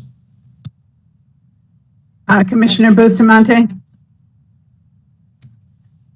You're on mute. Well, I'm nodding away. I completely agree and concur with what Commissioner Green has stated. Yes, and it should be consistent. Wow. Okay, Commissioner Hamilton and Commissioner Hughes, whoever wants to go first. I strongly disagree with Commissioner Green and Commissioner Bustamante. We went to all this effort to separate owner-occupied and non-owner-occupied. Staff has indicated that the logic of having, first of all, a simpler registration.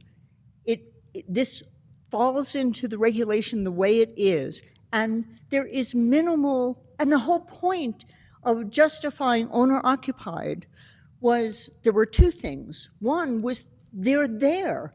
You have minimal enforcement required because the owner is there. And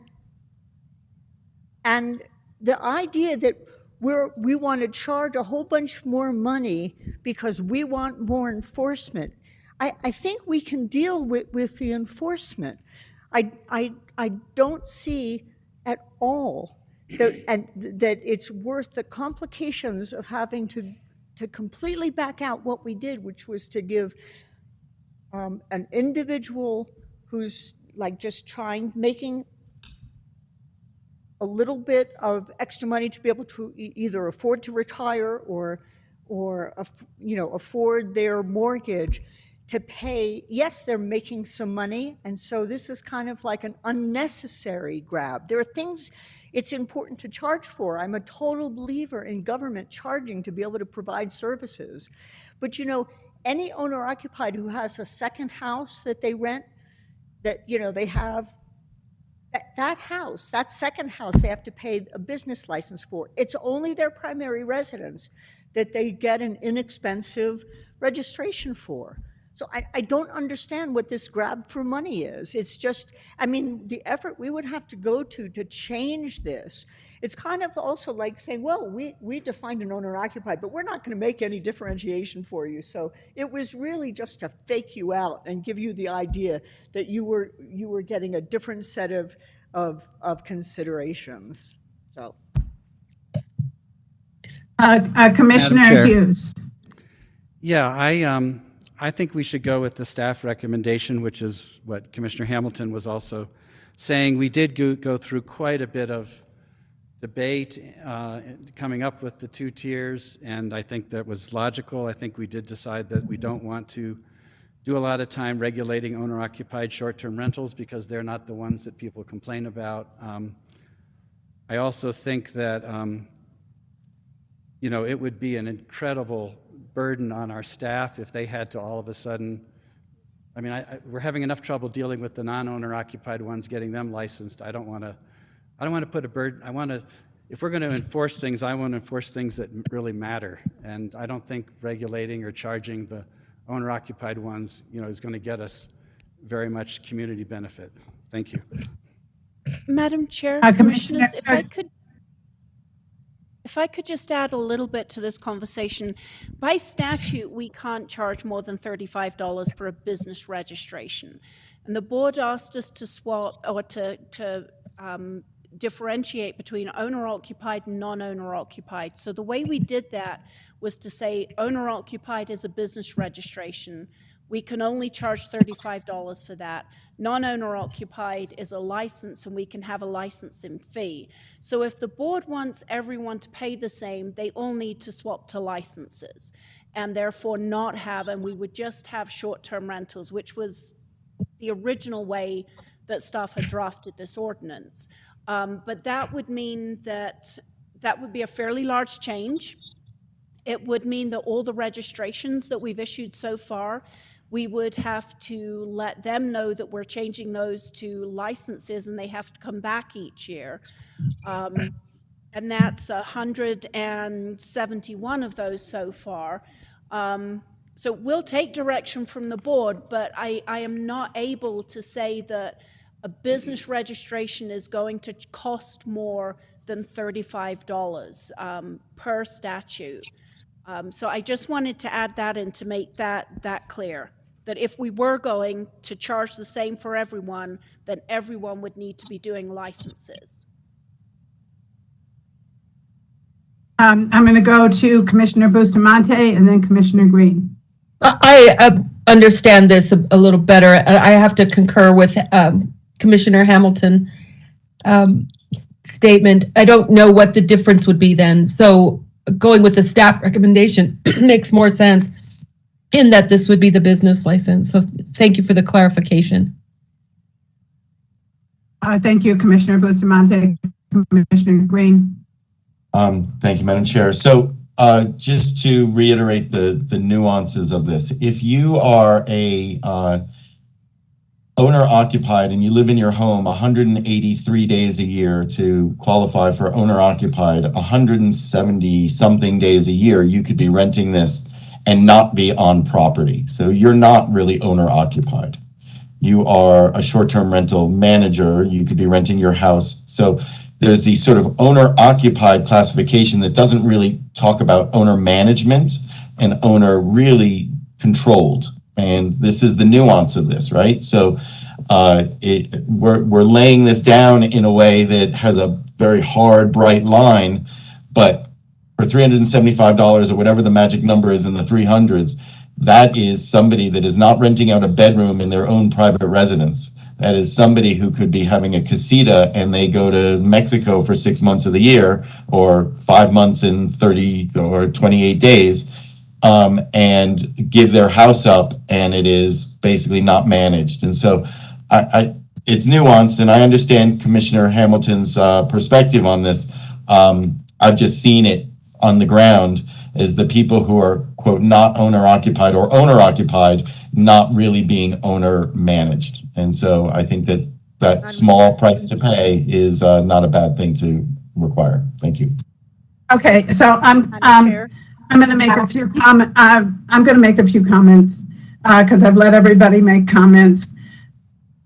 I have had this discussion with many different people at staff and commissioners. We also collect GRT. We also collect lodger's tax.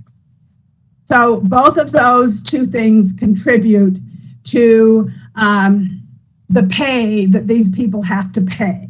So, and I've spoken with the county manager about this, and that we're talking about 165 people who are owner occupied at $300 each.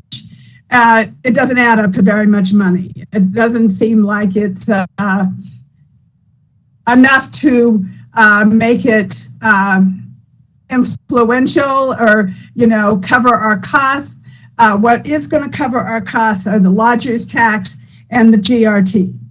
And so I see that, we already have 3 commissioners asking to stay the same.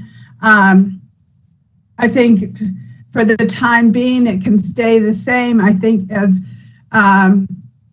over the next couple of years, how things change, I think that is going to make an influence the decision. But I also don't think it's enough money that we're going to, if you take 165 times 300, let's see, that's,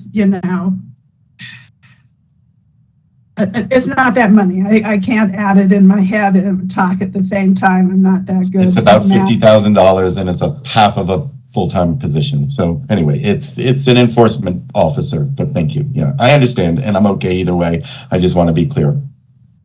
Okay.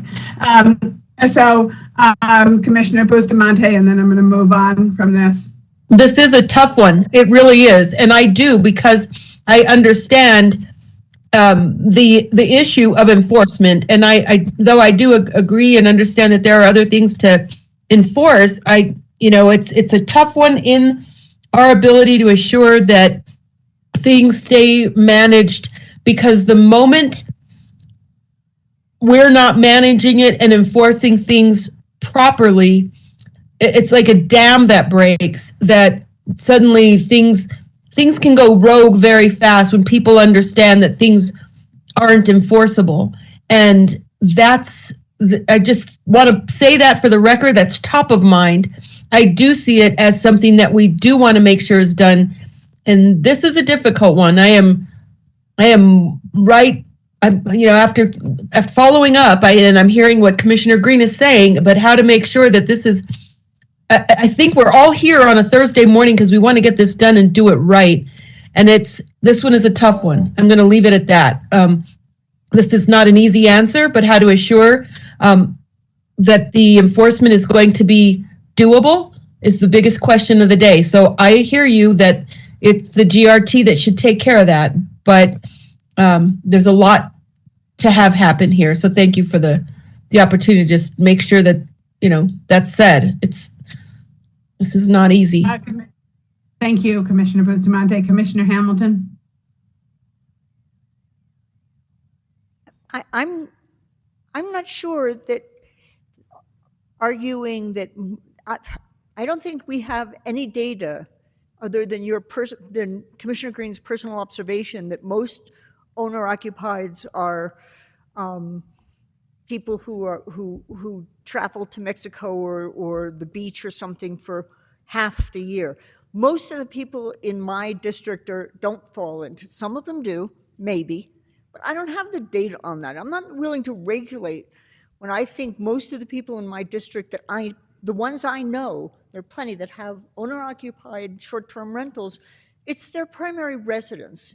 Even if they have even if it's a little casita that they're renting, it is the legit, straight-up owner-occupied rentals we were intending to try to make a separate category for.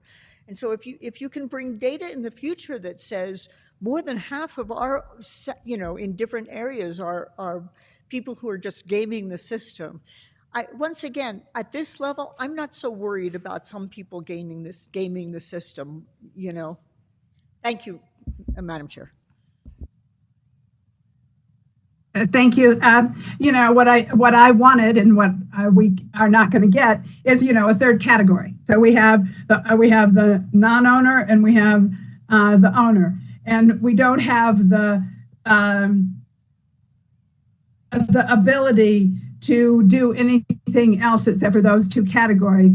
What I wanted to see was something like if somebody had a casita, or, if somebody had only a bedroom, they were 35. If somebody had a casita, which they were renting out short term, that is something that is taking away from our workforce housing and where people could actually live.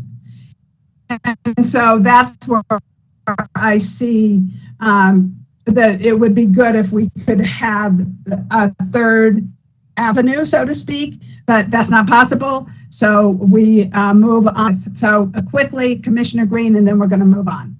Thank you, Madam Chair. It is possible under the licensing structure. It's not under the business registration structure allowable, but under the licensing structure, we could have 2 tiers of licenses. That if somebody just rents out a bedroom, it's a $35 thing. If somebody rents out their casita and keeps their primary residence for however little or much they use their house, they could be at a lower level, 150, 200, 300, whatever. And then at I rent a second home, or this is a non-owner occupied, it could be at a more higher tier. That is, so anyway, there is the potential to do 3 tiers as we've discussed.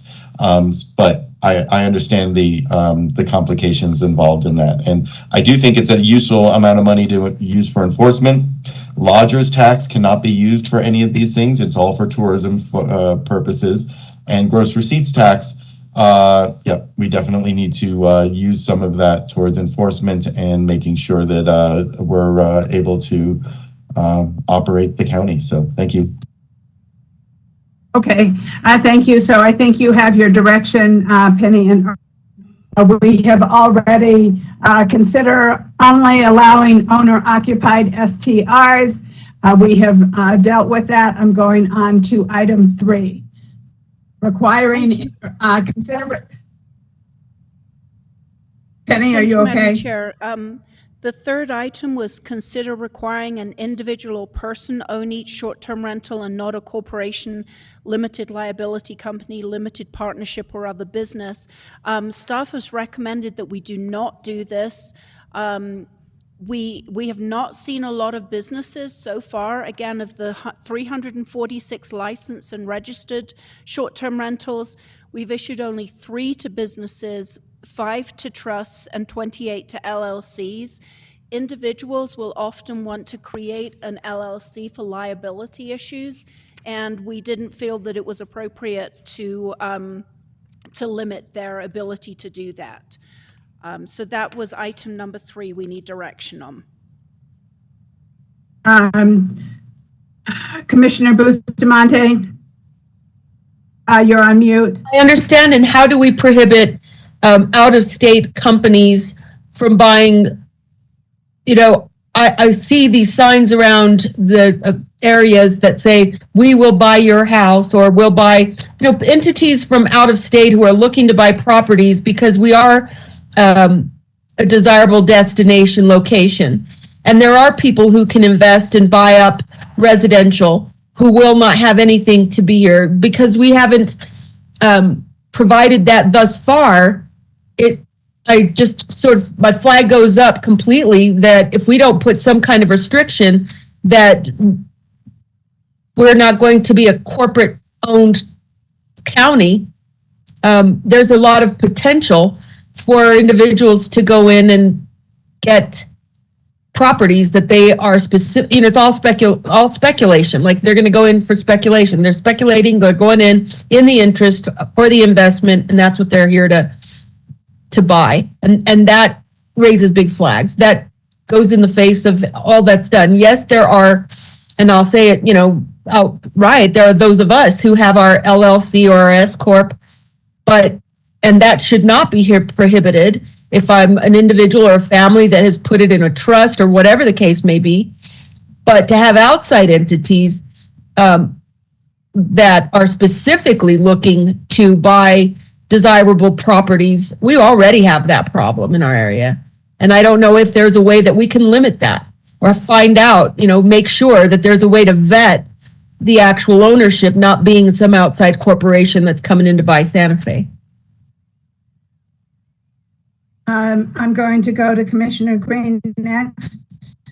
Thank you. And Madam Chair and Commissioner Bustamante, I agree that we do definitely need to protect the rights of an LLC and an S Corp on these sort of individualized things and family trusts. And I do agree that we need to be careful for sure that that we don't have the sort of corporatized purchasing of these things here. So item number 3 and item number 4 are sort of interrelated here. So first off, if you're an individual person owning these, there could be or a corporation, an LLC or whatever, there could be a limit on the number of units that and common ownership that these things have. So in a way, you say, look, if we're going to have a limit, as item 4 we'll get to in a few seconds after this topic, that then we circle back and say that there needs to be a mechanism to find common ownership. So if you say, oh, you're only allowed to have 1 per LLC, well, there's no way to say, oh, well, there is, but it is complicated, and there definitely needs to be a mechanism to screen that. So similar to the liquor licensing issue, when you apply for a liquor license in the state of New Mexico, you have to certify your common ownership, even if you're a minority partner of a bar or restaurant or whatever, that your name is on a liquor license. And so similar sort of mechanism that could be out there to say, look, okay, if you're part of an LLC, please testify or swear that you are your ownership in any other STR. And I think that that is a way for us to then have people swearing and testifying, attesting to this, and allow for a level of common ownership and a level of limitations, but also allowing for LLCs and other corporate structures to protect people's liability and so on. And sort of related to this, and it's not been actually put in here, and I do not think it is part of our requirements, is a requirement that we put at least $1 million or probably closer to $2 million of liability as a requirement for anybody that is applying for an STR, that is one of the requirements, that they have a liability policy that covers either $1 million or $2 million for this business. So that, you know, if you're an LLC or if you're a private person, that you have some coverage. Anyway, thank you.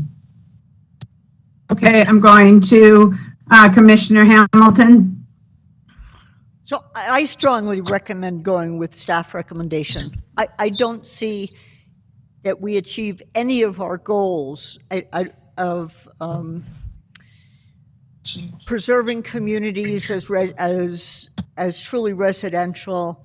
I think it's fear mongering to talk about the Texas corporations based on everybody in New Mexico hating everybody in Texas, which is a really bad thing to promote anyway. Plus, I just can't imagine what, the benefit of putting in regulations that I think we're going to get sued over. I would sue over it. Part of we're suggesting putting a % cap on non-owner occupied on a community by community basis. So, so that there's, to achieve the goal of not having too many non-owner occupied, an excessive number of non-owner occupied STRs in any one neighborhood. And so I just see this as unnecessary and one that's going to cost us an awful lot in litigation. I haven't asked any of our county lawyers. I don't know if I'm right or not, but I just Jeff. So Commissioner Jeff Young has his hand raised, so I would like to go to him. Thank you, Commissioner. Thank you, Madam Chair. I just love being interrupted in the middle of speaking. Thank you very much, Madam Chair. Thank you, Madam Chair. I apologize if there's any feedback. I'm at a conference talking on my phone, or background noise. But we wouldn't. I don't think I would recommend any distinction between the in-state, out-of-state LLCs. If there was a restriction on LLCs, I think that would apply equally. A limitation that would apply equally. But in any event, I just wanted to add that comment. Thank you. Okay, I'm going to go back to Commissioner Hamilton just because you were bringing up legal issues. And so since our attorney had his hand raised, I felt like it was appropriate to have him weigh in.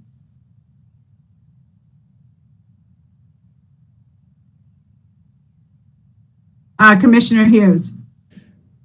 Yeah, I agree we should go with the staff recommendation on this one, with the caveat that Commissioner Green brought up, that we should seriously consider under 4A a mechanism for limiting the number of owners or number of units any one group can own, if that's a possible way to sort of get at the same thing that we're trying, without being, without causing lawsuits and problems. Thank you.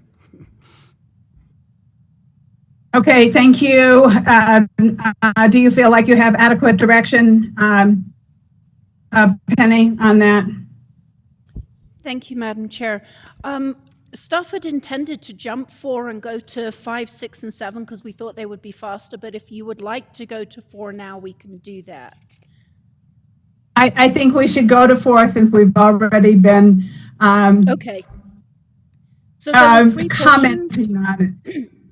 There were 3 portions to number 4. Was a limit on the total number of non-owner occupied short-term rentals a single owner or company can possess, limit on the total number of non-owner occupied short-term rentals in the county or in some communities, or implement density restrictions. We do not recommend the density restrictions, and a lot of the discussion we had about that table was limiting the total number of non-owner occupied short-term rentals in the county or in some communities. What I would offer is if we wanted to go through and identify the communities that we wanted the information in, we could add data to the table that we've got for those that are already permitted. So you can see for those permitted, are they owner occupied or non-owner occupied? The unpermitted ones, we wouldn't have that data for. But we could add that. If you had some other areas or some other CDPs you wanted to add, we could bring that back as well when we publish title. And we could recommend limits and discuss limits then at that point as well.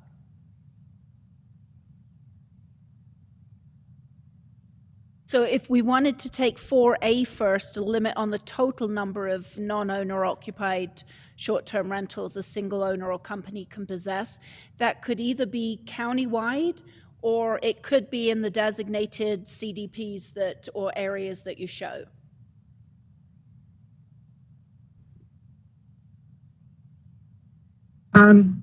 Commissioner Green? Thank you, Madam Chair. So I am in favor of a limited restriction. I think this is we're trying to avoid the corporatization of this, and having a restriction at 3, 4, 5 allows somebody to get a small business started and do that. I think 1 is very low. I think 2 is even low. I think 3 might be where you start to get to the right number per person. But then again, the LLC and sheltering and hiding the identities is something that we need to preserve in a way, or at least be able to enforce, so that we can make it where people don't buy 20 by setting up 20 different LLCs. So it's a complicated issue. I agree with you, Commissioner Green, on that. Commissioner Bustamante? I agree with Commissioner Green on that. I hold that we at some point need to be able to control that, as well as allow for the for someone to have a way to make their means. So yes. Commissioner Hughes? Yeah, I mean, I understood what Commissioner Green was saying. I just want to clarify. I think what we're suggesting is a limit of 5, perhaps, as long as we can try and figure out ways to prevent people from getting around that. And I mean, that might be a future thing, but if we limit it to 5, I think that would, be enough for someone to have a nice small business without creating a mega hotel within the county. And I guess I would add to that, I think it should be county-wide. I mean, why would you limit it to, you get to have 5 in El Dorado and 5 in La Cienega and 5 in La Tierra, then you could, that would get to be too many. So I think 5 countywide would be my suggestion. Commissioner Hamilton? I'd kind of like to ask my colleagues what we gain by this. Like, if we're going to do a % limit in each community, what difference does it make if one person owns 10 units or in non-owner occupied in community X, or if 10 people own 1 unit each in that community? If there's a 10% limit, what are we achieving? What difference does it make? Once again, I don't know if it's legal. I don't know if this would attract a lot of litigation. I suspect it would. I just think if we're going, regulations should have a goal, and if you can get to that goal through one pathway, why are we trying to put in 5 pathways that are redundant and are going to give us legal troubles? So the city allows you to have 1 STR. So at least that's what I've read, and I could be wrong. But so I think we are being incredibly generous to allow people to have 5 in the county. Commissioner Green. Thank you, Madam Chair. So to answer Commissioner Hamilton's thing, so imagine if we do have a limitation in Glorietta, for an example, close to home for you. And because of the number of homes there, the limitation is, we can only have 20 STRs in your district. And one person, through being the most proactive and aggressive in their licensing, manages to corner the market in your neighborhood or in a neighborhood and makes it impossible for anybody else to either get into the market and to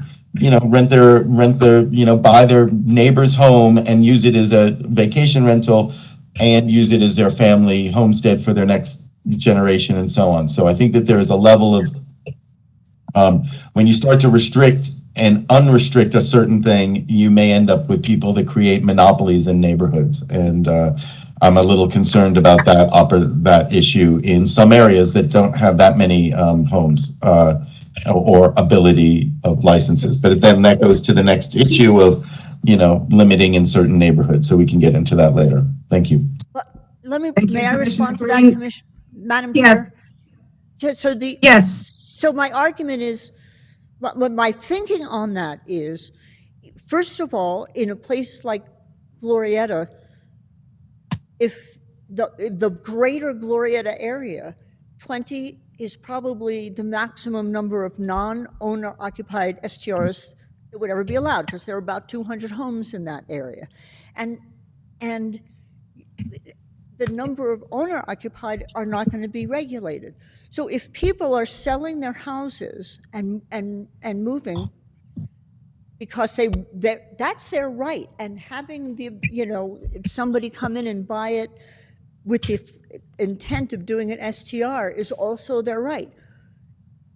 But once there are 20 homes that are non-owner occupied STRs, whatever 10 or 21 or whatever the 10% is, nobody else is going to be able to buy a home to get a non-owner occupied STR. That's the regulation. And in terms of having a monopoly, I'm asking, what difference does it make to the quality of life or the nature of the community for people in the greater Glorietta area or any other community if those 20 homes are owned by one corporation or 10 corporations, or 10 individuals? I mean, if my neighbor sells the house next to me to somebody who lives in Albufeira who wants to have a non-owner occupied, or to somebody who lives in Texas, as long as they run it well, it's not going to impact my quality of life. If they let the home degrade and violate, there are separate ways to deal with that. I could be convinced if there's a reason. I just don't see that this has any impact on what we're trying to preserve, because it's not. They can't come in and buy unlimited number of homes. We're dealing with that separately. That's my only point. Commissioner Bustamante. Please allow me to share a perspective, because if an entity comes in and is able to get multiple STRs, which they already will be under this, if we were to say 5, and I'm going to just go to the average Joe. I'm glad we're talking about Glorietta, right? I think of relatives, cousins who would cherish the opportunity to be able to offer one short-term rental. When we have an entity that comes in to buy multiple short-term rentals, these are individuals of means. These are people who already can afford, frankly, their first home and maybe a second. And you're right, it is their right. But there are people who don't have the means, who will sell. And frankly, when I think of the outmigration of people from the Upper Canyon Road area, because Bellama was going to be able to give them a nice stick home, and the houses on the Upper Canyon Road area turned into multi-million-dollar homes. It's a sad day on how gentrification happens. And what I see the opportunity here for an entity that can come in and buy multiple homes for an STR, as opposed to that individual who could benefit from an STR and actually be able to assure that their child or their kids or something would have something for the future, then we start having a different narrative around what it really means and what difference it'll make. One, there's a real opportunity for gentrification. It happens, and I've watched it happen in a lifetime now. Or we find a way to allow for other people to have that benefit if that's what it's going to be, or God forbid it turns out to be sold for a long-term residence. But the reality is when somebody has the means to come in and buy multiple STRs, and there are people who could either live in it or have an STR to benefit their home and their family, then why the heck not? And that is something that we haven't had that conversation. We talk about, where will the normal Joe, the firefighter, and the school teacher live? But we haven't talked about the gentrification component of this and what it does to neighborhoods that basically bargain people out. And that is something where if we're going to gentrify, it actually allows those individuals living in their community to be a part of the betterment of their community by actually making money and surviving where they are, all the things we've talked about in how this is an economic benefit to our area. So I think that it's very important to see that if there's somebody who's able to pull together to have an extra residence for a rental, that is what we're looking towards. But if somebody comes in and they have a pocketbook that can get them multiples, then let's just continue to watch what's happened to Santa Fe in the last 60 years. We can continue to watch that. I can't be a part of it. But I'm going to tell you, I've seen it, and I think that these multiple, we're going to cap it at 5 for any one entity. Wow. Like, that's cake. It's like, I would, and nobody's dogging Texas. I mean, who cares where they're from? It doesn't have to be to the west or the east. It can be from anywhere. What does it mean to the neighbor in that neighborhood to be able to sustain their home and their quality of life and their families where we are? And I'm going to say that loudly, their families where we are. Madam Chair. So at the moment, Madam Chair. I see, yes, I saw your hand raised. At the moment, I see we have 3 commissioners who support a limit. I'm going to go to Commissioner Hamilton to respond, and then we're going to move on. Thank you. Thank you very much, Madam Chair. I appreciate your passion on this, and I agree, Commissioner Bustamante, in principle with you're trying to avoid gentrification. What I'm saying is that if you limit the number of maximum number of non-owner occupied in a neighborhood, that is the regulation that's going to go toward preventing that. Limiting the number per owner will not change that number, and it will invite additional litigation. And so I feel like the address to your concern is limiting the number the percentage in a neighborhood. And this is at best redundant, but will not achieve your prevention of gentrification. As a matter of fact, some of the litigation could have to do with interfering with property rights for, part of the reason it's not relevant to gentrification, but part of the home values have to do with the fact that they're sellable. So if we limit the number to 10% per neighborhood or whatever that percentage turns out to be, that is what is going to cap your gentrification, because it will not be an unlimited number of houses that can be sold in that way.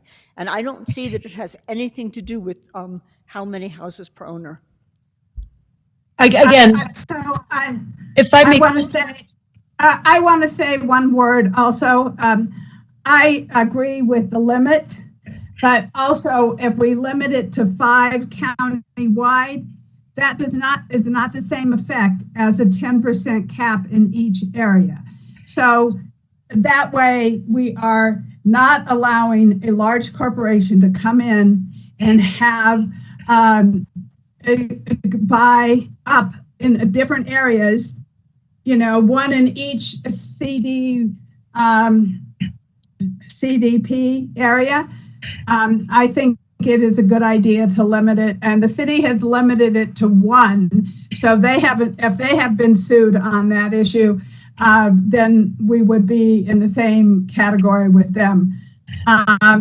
Bustamante, I'm going to finish on this topic because I think that we have there's a majority of limiting the number of total non-owner occupied that a single owner business can possess. Okay, if we're on that and that's where we're standing, then and that works. But I do want to say a person's ability to own more than one short-term rentals clearly is an issue or an indicator of their means. And that does show the amount of money that a person has compared to somebody pulling it together to try to have a short-term rental so that they have a place where their kid's going to grow up and live. There's a distinct difference in one's ability to afford multiple homes. Let me just say that. Okay, thank you. I'm going to go on to 4B, a limit on the total number of non-owner occupied STRs in the county or in some communities of the county. Penny, is this where you want the CDPs listed? Madam Chair, Commissioners, yes, that would be helpful if we knew which areas you would want to put a limit on. So we can list those. We can bring back more data. If you want to choose some areas like Madrid that are not in the 5 mile as well, we can bring back that data. And then we would be looking at a percentage. Do we want, Madam Chair, do we want to do that now while we sit here, or get the additional data and do it like interactively back and forth with Len? Madam Chair, Commissioners, it would be helpful to know the areas you're looking at so we can make sure we've got that data to bring back. We can draft an ordinance for published title that has listed them all that you could then choose to take some out if you're not interested. When we bring back the data that would include owner-occupied and non-owner occupied for those that have been submitted. What I'm hearing is places like Madrid, El Dorado, those areas need to be included in the total number of listings. I mean, that's what I heard from before from Commissioner Hughes. So I think. And could they put up the data for Lamy? Yes. All right, if we went to Exhibit D, and then we can add any other ones. So Agua Fria, are you interested in that area? Yes. Okay, Arroyo Hondo. I would believe that would be, isn't that within the 5 mile limit? I'm trying to pull up the map. It's very close, and that's reasonable to include. Okay. Cañada de los Alamos. It's the same, also reasonable to include. Okay. Cañoncito. Yeah, that's really interesting because Cañoncito's relatively far out, but it's probably pretty close. Given the large number of STRs, I guess we should include it. Chupadero. Madam Chair, so in terms of Chupadero, I have, those numbers were skewed because of the area in the Bishop's Lodge, that's Encantado area. So I'd be happy to discuss that and hear from my constituents if they think that that's an issue. But because Earl brought up the skewed numbers with the fractional ownership, I think that, happy to consider it, but I think that there's some skewed numbers that we would have to address before we could make a decision about that. Madam Chair, Commissioners, for Chupadero and Tasuki, we will go ahead and identify the numbers that are in those timeshare areas, and we'll remove those from the numbers by the time we come back. Thank you. Can we do that? So someplace like Galisteo, if you look at the larger map, or you might want to include in the CDP, or Commissioner Bustamante. I would think that Galisteo would want to preserve some of their cultural integrity. Can we just go through the list and then add the additional ones? Okay. Go ahead, Penny. Sorry, we could just ask the commission if there are any on the list that you do not want to include. So we had Conejo, which is fairly close to the city. El Dorado, I think we heard that we did want to include that. Encantado, where is Encantado? The other side, it's here.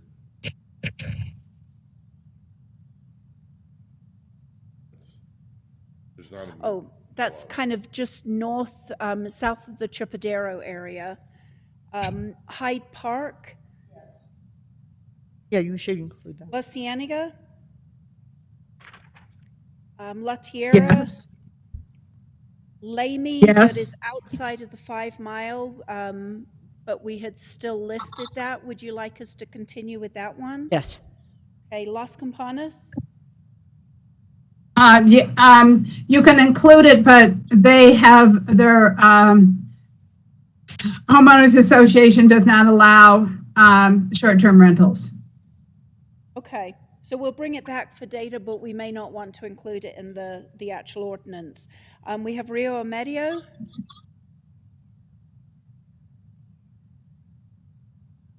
So Rio and Medio seems to be a borderline inside and outside. I'd love to see the data more granular and have it refined before we make a decision. I'll also reach out to our neighbor through our newsletter to find out if there's what the constituents want. okay. Santa Fe Foothills, just to the southeast Yes. of the city. Seton Village, I mean, they're pretty close to the limit. Yeah, that should be included. It's pretty close. Sunlit Hills, Yes, that should be included too. Tunnel Road, Yes. Yeah, Tesique, that's and again, we would take out the Bishop's Lodge timeshares. And then Tres Arroyos. So we will bring back all of these, and what we heard so far was to add in Madrid, Galisteo, San Marcos? those both have CDPs, right? Right, Madam Chair, I was wondering about San Marcos, and also the Community College District is not, isn't a CDP, but it's an area that has some short-term rentals.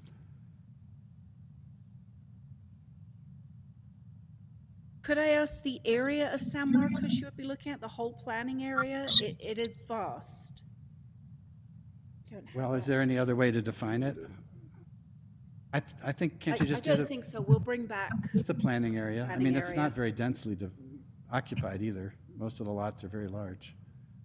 okay, so we'll bring back, can we do data on CCD and San Marcos? Okay. You can see in orange there, the San Marcos. And I realized, I mean, since I kept bringing it up as an example, could you actually get some data on Glorietas so we can make a rational decision? Because maybe it should be included for all I can see. Yeah, well, better to include it than take it out. Right, right. I'm just bringing the.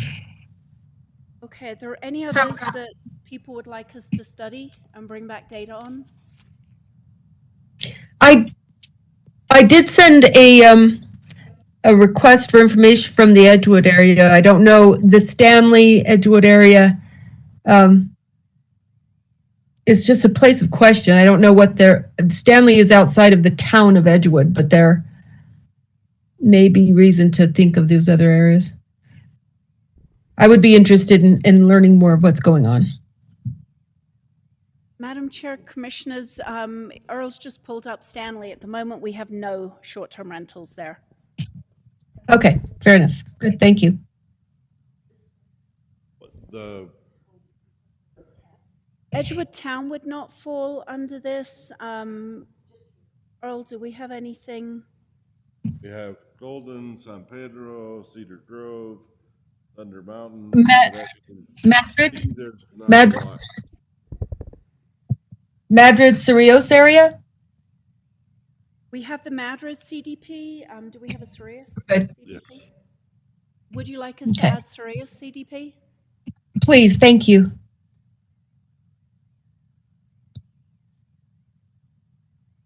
And Commissioner Green, any CDPs in the northern area that you would like to look at? I mean, I think it would be interesting to understand, Chimayo is a traditional village, but it is split by Rio Arriba. It's in 2 counties, so I think it's tough to restrict one side of the border and then have people have no regulation on the other side. I think that, and then understanding more about the whole Poake corridor with all the tribal lands is definitely interesting. I think we can actually just Penny and Earl, if we can sit and meet before we make final decisions, we can have a one-on-one discussion about this to sort of see how this all works out and what your recommendations would be. One of the things I believe is there is a number of short-term rentals in El Rancho. Absolutely. I know of a few people, and I know that it's most of them are not short-term rentals in the traditional vacation rental space. They are mostly short-term rentals for Los Alamos, new hires in Los Alamos that are trying to find a place to live long-term, but cannot find a long-term rental. And so they're renting for 30, 60, 90 days on a voucher from Lanel, and commuting up the hill there because they can't find housing up at Los Alamos. So I'm appreciative of the landowners there and what they're doing to help with the employment and the workforce housing, even if it is in a short-term model. So we'll look at those numbers, but I don't know if I would restrict anything. Okay, so are we done with number 4, Penny? Madam Chair? Yes. I don't think we addressed whether we wanted to limit the total number of STRs in the county. I know that I probably have the minority position, but I wanted to suggest that there be some overall limit that covers, because if we're only going to regulate in more detail these areas we mentioned, it does seem like we might want to have sort of a catch-all limit of 1,000 or 500 or something short-term rentals in the whole county. Oh, my God. Madam Chair? Yes, Commissioner Hamilton. I kind of disagree with that. First of all, it's a very low number, and second of all, which is fine in some respects, but if we're doing this community by community, I think the specific regulation is far superior than a blanket catch-all. So I strongly disagree with having a county-wide cap. Commissioner Green? I agree. Well, I think we should probably visit both the district or the community area at the same time as whether we do a overall restriction and we can go one way or the other. Honestly, I'm not in favor of an overall number of restrictions. I don't think we're anywhere close to that. Now, this is something to revisit in future years, I think. Commissioner Bustamante? I see things the way Commissioner Hughes does. I think that putting a cap on it addresses our concerns for long-term housing availability.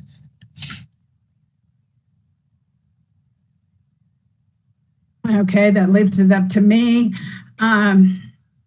I have very mixed feelings both ways about this. I think a cap might be necessary, but as Commissioner Green said, we're already at low numbers.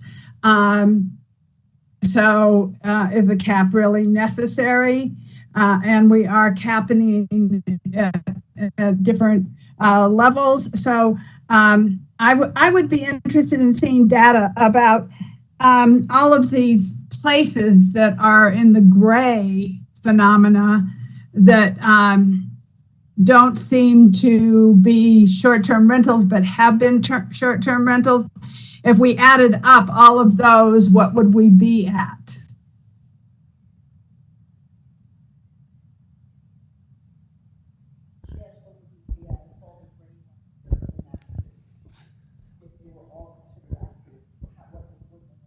What's the limit that Granicus is showing us right now? No, countywide.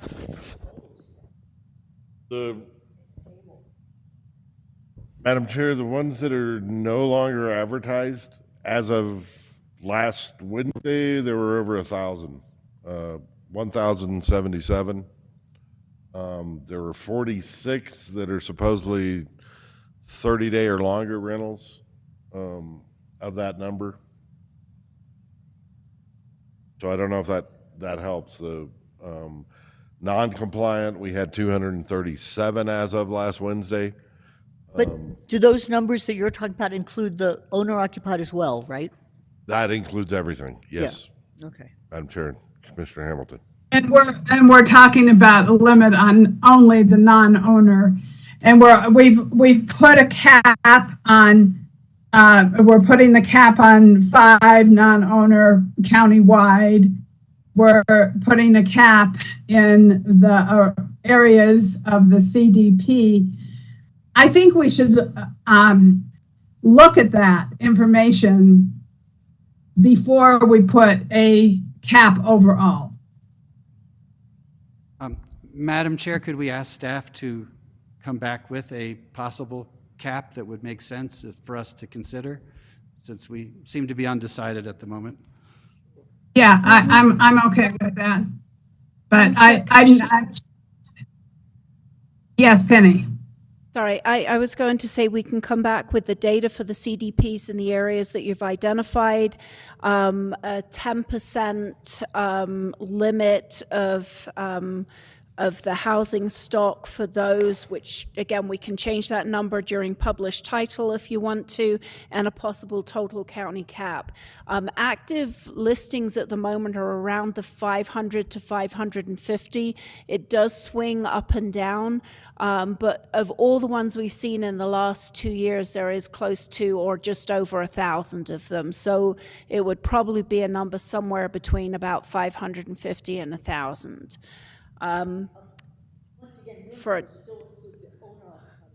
But that would include all, yes. Are we looking at only non-owner occupied then? Okay. Yeah. Okay, does that get? The last of 4 is 4C, a density restriction, meaning a separation, whether it's in countywide or whether it's in the CDPs that are listed.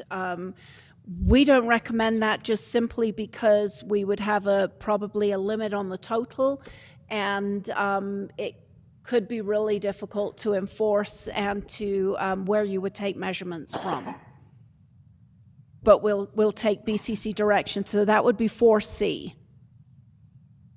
Madam Chair. Yes, Commissioner Hughes.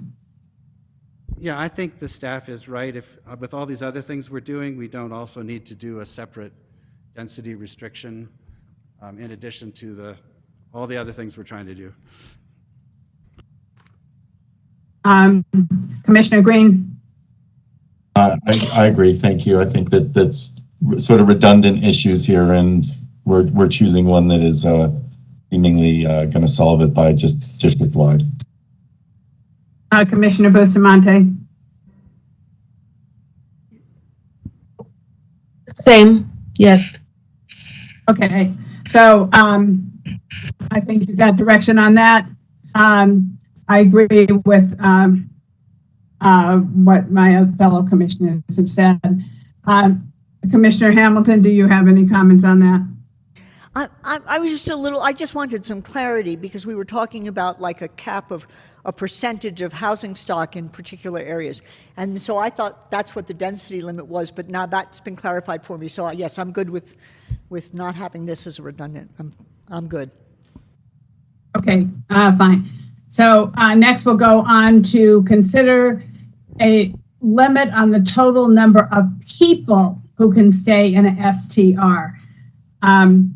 So this is also seems to be where we can deal with the hotel phenomena that many of our residents seem to be quite unhappy with.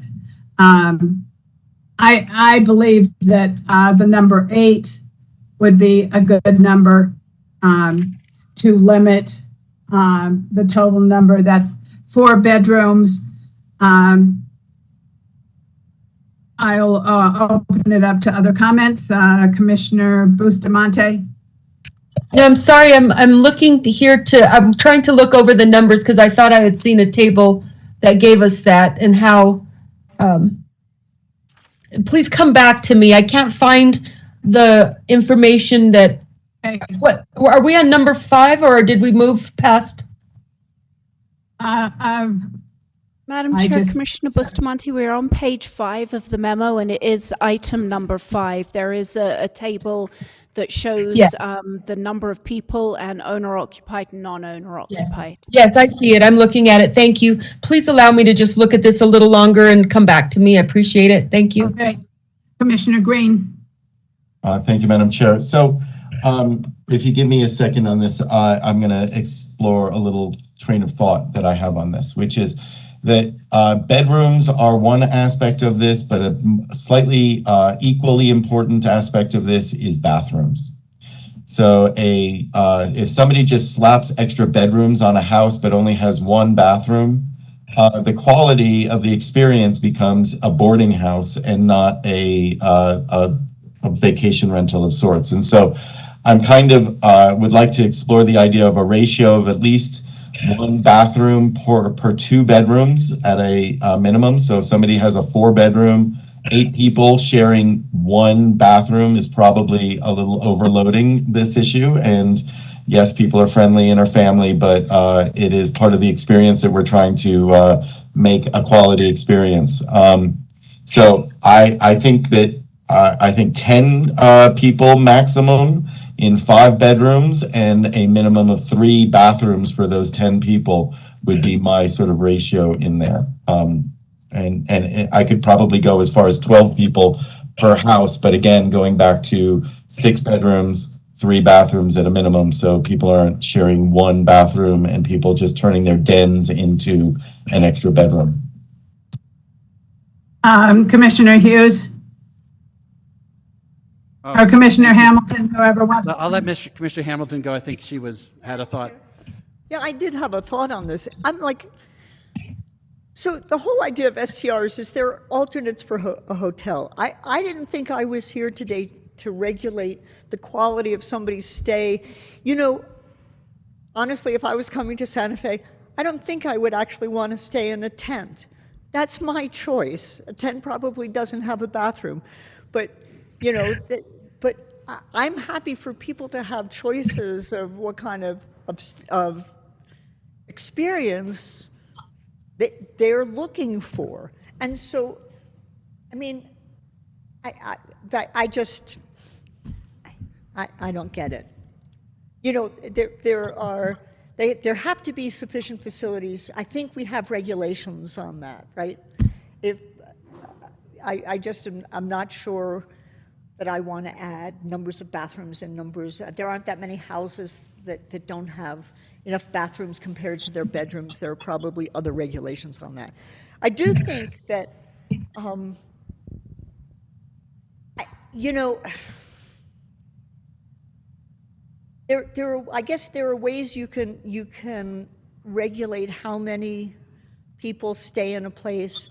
There are some places that are, you know, more remote. They're in lower density, you know, higher acreage requirement developments, and the houses were built with 6 or 7 or 8 bedrooms.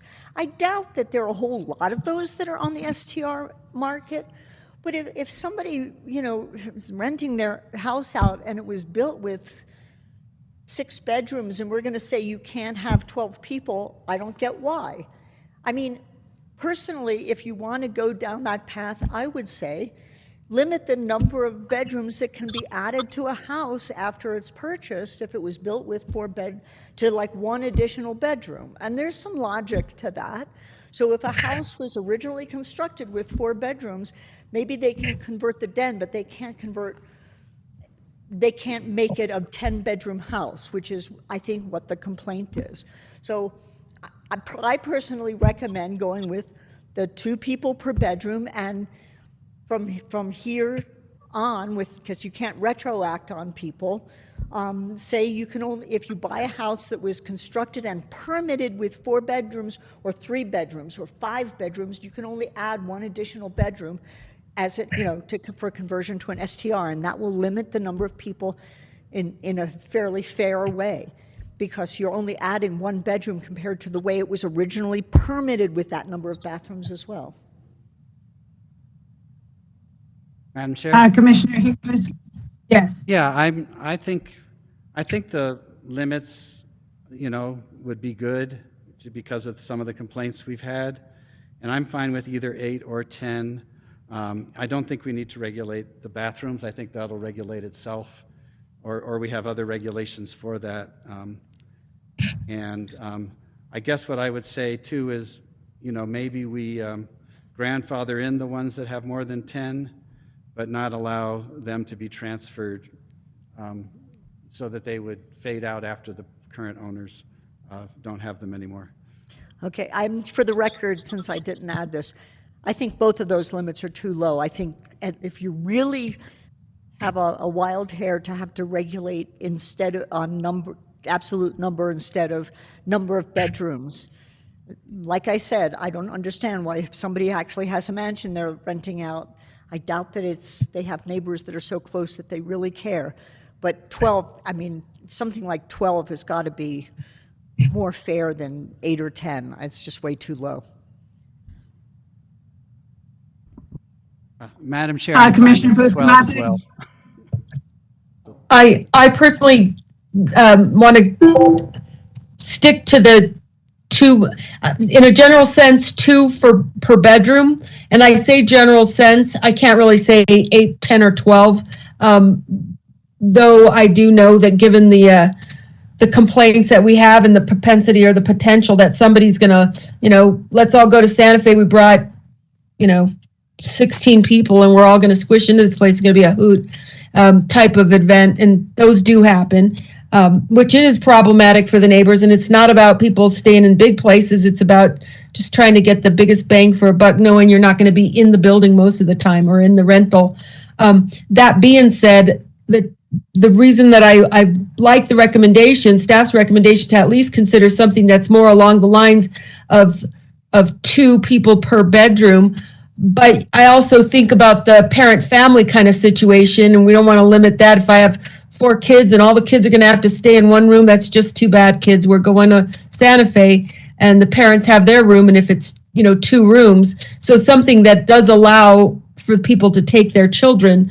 So it's really what we're trying to control here is the type of complaint that we've heard, and having a bunch of people pack into a smaller place, and then everybody's sort of put out because it's overoccupied. But if you can sort a recommendation out of that, and that's all I've got, because it just seems that we do want to manage it, but I don't have a real sense on the best way to do that except to go with the recommendation.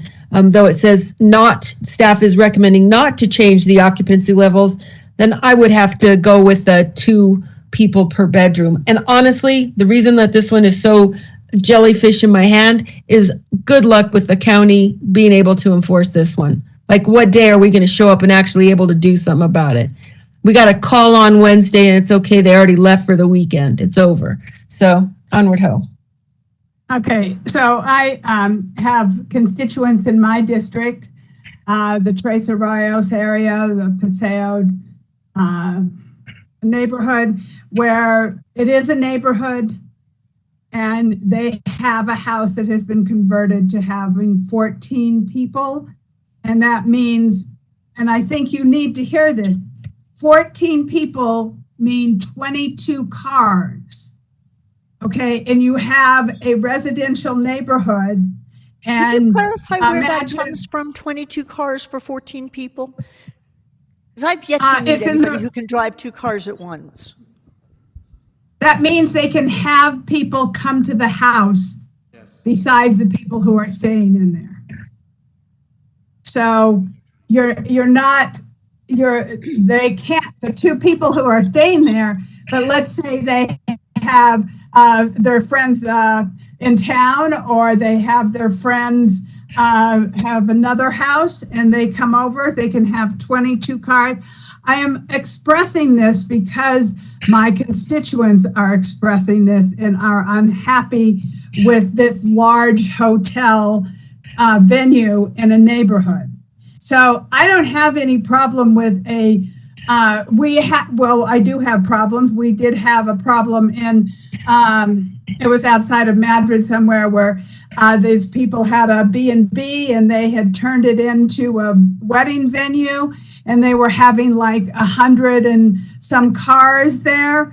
And this was before your time on the commission, Commissioner Bustamante. And so they'd have these wedding venues, and the neighborhood was completely flipped out about it. It was So- such a nice place. Since you said it was before my time on the commission, we had meetings there. It was a really nice place. Anyway, Anyway, Are those regulated you know, separately? I mean, are wedding venues and things like that, aren't they regulated separately? It wasn't a wedding venue. It was a B&B. It was before the short-term rentals, but they had expanded their scope. So, you know, like the impact on neighborhoods is, I think, one of the things that we are concerned about in all of this. And so if you're going to have these mini hotels in neighborhoods, maybe we really need to work with our constituents to help them with their HOA rules, because this is where they would have a little more control. But at the same time, we should at least allow them to have some protection. Yeah, Madam Chair, I Commissioner think you ought to Green. consider my, you know, from going forward, my limit on expanding the number of bedrooms past what the house was constructed, you know, to permitted, you know, 1 or 2 additional.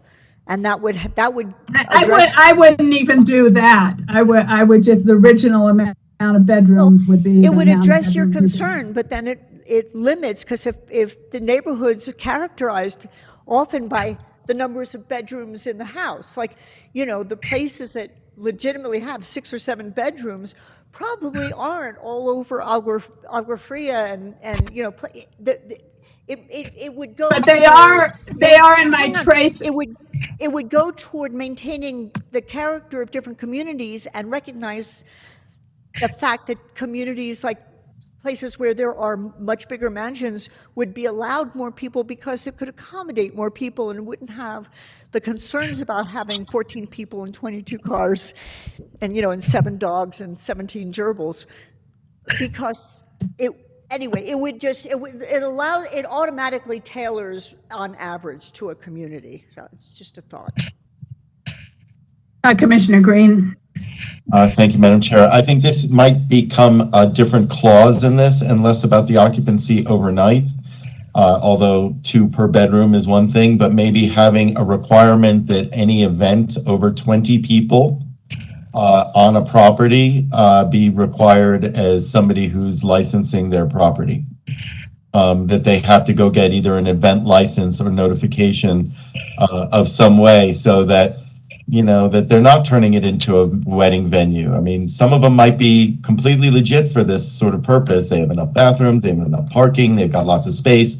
But some look at ways to regulate large events in some of these properties, and looking at it through a different filter. Maybe it's not bedrooms, maybe it's bathrooms, maybe it's open space, maybe it's parking, maybe it's all these other things that that are not so much the beds and the bedrooms, but it's some other sort of event regulation that overlays this. It is not a regular event regulation, but it is the short-term rental event overlay. So I'm going to go back to this one problem that I have in my, it's in the Tres Arroyos neighborhood, where there's a lot of fairly dense. These people have a large home and they have a guest house. So there's owner occupied because they're right next door.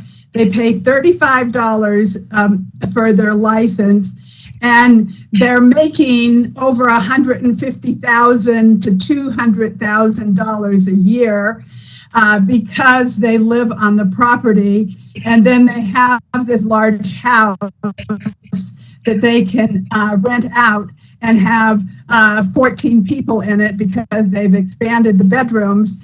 And then they can have 22 cars, and they're in a neighborhood where there's houses across the street that can see them.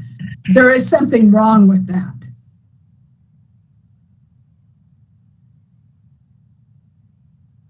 Commissioner Green, do you still have your hand up, or? Oops, I don't, but I just, but thank you very much. I love that, this is very nuanced and this is a complicated issue. And again, to that point, right? So there's somebody who's living in their casita and renting out their 10-bedroom or whatever, 8-bedroom home and getting away with a $35 license. So I get it. It's complicated and there's all sorts of use cases here, but thank you very much. Thanks for bringing that up. Commissioner Bustamante. I just want to say that I hope that Commissioner Green's point on any additional use is somehow captured. That if somebody does go to a short-term rental, it's big enough, they know the property, and they say, this is where we're going to have the wedding, that somehow it is captured, that they are required to get a license. That was a very well put point, and I could see that that's an easy thing to do, and it would be something that I could see wanting to do, but to know that there would be an additional restriction that I can't just make that something that I would go in just because I knew the property. I'm sorry, my phone rang and it distracted me, but that's the point. Okay, Madam Chair. Commissioner Hughes. Yeah. Yes. Well, this brings up a point that I was making before about El Dorado being, different from other communities, and I am wondering if we can really apply the exact same rules to each of these different districts because they're so different. I mean, you look at Madrid, which has, a tourist economy compared to El Dorado, which is totally residential, especially in terms of the percentage limits. I think maybe we might need to have a couple different categories. But and that would apply to this one too, although I had another thought, is that what if we set a limit of 8 to 10, but as a conditional use you could apply for more, and that way if you did have a mansion on a hill with your neighbors were all a mile away, you could apply for a permit to operate a small hotel with 20 people or whatever, and that way we would be providing protection from the neighborhoods, but allowing people who did have a property that was appropriate for family reunions and wedding parties to apply for a different type of permit. Madam So Chair, I think Commissioners, on that point, under the SLDC, this is not a use. It's being regulated under the business license ordinance. So if you did put a limit, you could say anything larger than that has to go through a bed and breakfast under the SLDC, which would be a completely different process and would be conditional use or permitted in whichever area. I can't see us requiring a CUP under the business license ordinance. So that would be a concern about putting that actually in the business license ordinance. I did want to point out the events. At the moment, we have a daytime occupancy and a nighttime occupancy, and no one can exceed that. The last point in the memo is regulation of events. We've seen more and more over the last few years these more rural events. It used to be that you would go to a large hotel to have a wedding, and now we're seeing more rural events. That is not a use that's under the SLDC. And so our recommendation is if that is something that you want us to look at, that would need to come through strategic planning and be prioritized through the strategic planning to look at a change to the SLDC about regulating rural events. That was the last point in the memo. Thank you. Okay, so I think Madam Chair. I think we've heard that we want to have a limit of 10 to 12 two per bedroom. It's 12:30 already, and I am going to go to both Commissioner Green and Commissioner Hamilton. I'm just trying to move us along, which is a challenge. Very quickly, in the city of Santa Fe, renting a vacation rental used to be popular for creating a wedding event location. And I don't think they restrict the wedding event location aspect, but they do restrict commercial uses. So they very clearly say that this is for residential and overnight lodging. It is not for commercial uses. And so, as an example, as I mentioned, I have a vacation rental, and I've had somebody rent our house for a lifestyle photo shoot, right? And I was like, we can't do that, right? You know, that is not permitted under our thing. That is not a residential use. We're very sorry. And so we actually had to, reject their inquiry. And so they were very specific. They were nice that they told us that, but that should be part of our regulations that said this is for lodging and not for commercial use or events. Okay. Commissioner Hamilton. Thank you, Madam Chair. Actually, that makes some sense to me. But other than that potential addition, I actually don't really support. I think the size of the house automatically regulates the number of people, and I think that we should be going. I want to throw my voice in with the staff's recommendations and do it that way. Okay, Commissioner Bustamante, this is the last comment on that. I think we've given you enough direction, staff, to try and sort it out. So I just want to concur with what Commissioner Green said and want to ask Commissioner Hamilton where she went to college. We loved piling into rooms. If we could get more people on top of each other in every corner, we would do it. That was living. We could do what? Why do you want to know where I went to college? Because that was one of the things we did, is get as many people in a room as. I went to Johns Hopkins University. I was in the first 20 women admitted to the undergraduate school, and so there we were you greatly go. outnumbered, and Those never of us got who into went a Volkswagen. with Those that of many us who people. went to a state college, those of us who went to a state university, we put as many people in a room as we could. I have stepped out of line. Pardon me. It was awful. Okay, we're going to move on to item 6, which is consider implementation stringent enforcement protocols for STRs found operating without a correct license. I completely support this. Yes or no? Madam Chair, Commissioners, under number 6, this is enforcement and penalties. That is something we will be doing anyway. Our penalties are only for court action. So if we do have to take someone to court, the court could impose these penalties. And so I don't know that we need any determination on that. Number 7 is consider removing the homeowners association covenants language, which is under the I believe the non-owner occupied. Staff would recommend removing that. We'll take direction from the board on that. Madam Chair, I recommend we go ahead with the staff recommendation since it doesn't seem to be working the way we wanted it to. Agree. Agreed. Okay, we have shaking hands from, 4 commissioners, 5 commissioners. Okay, next, we'll go on to item 8. Item number 8 are other issues outside of the short-term rental ordinance. So again, for the review, we will go ahead and make sure that we give maybe quarterly reporting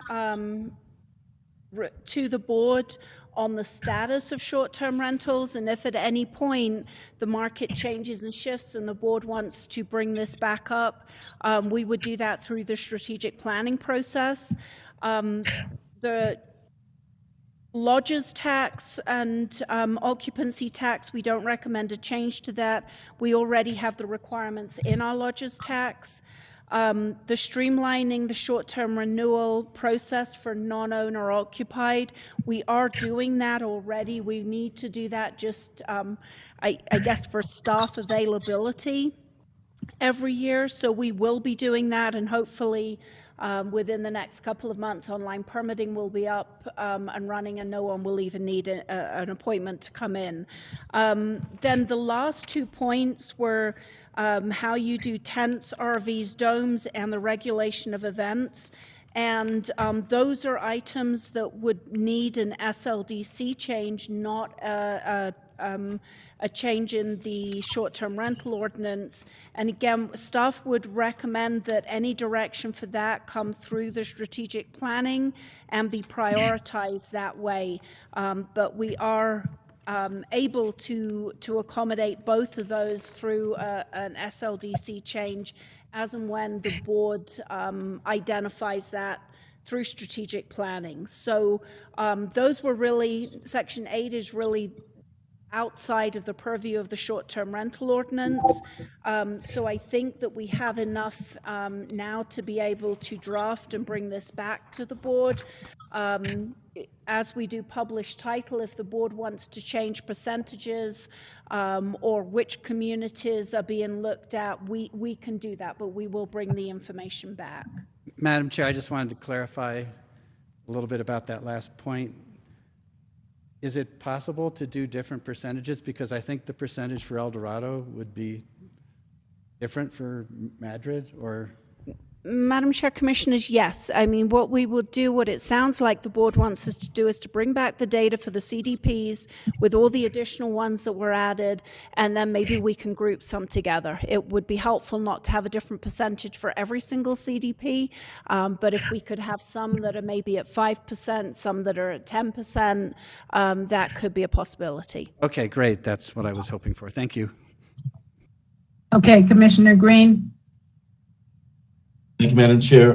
2 points related to this. First off, I know the platforms aggregate a lot of their collections, and it is the responsible of the individual owners to actually submit to the county for lodger's tax and to the state for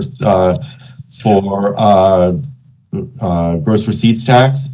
And it is very difficult for owners to actually get a report that proves that they were actually compliant, even though they're using these other platforms to collect and to submit for them. So I would like to investigate how we can find an itemized report from the platforms. So when Airbnb or VRBO submits $1 million to the state on behalf of 1,000 owners, that they can itemize it, not by stay per se, but at least something that they can report, and that we or other people as owners can say, oh, on my behalf, they actually did pay accurately. And then related to that, over the past few years, these platforms have been collecting on behalf of Santa Fe County residents and submitting it under the on behalf of the city. And there's probably $1 million or more that has been in Santa Fe County vacation rentals, both in gross receipts tax and in lodger's tax, that Santa Fe County is probably due. And I request that we start to put this in writing to the platforms to itemize that accounting in a way that says, oh, by the way, we think we're due this, and if we can get some research on that and what we think that we've given to the city.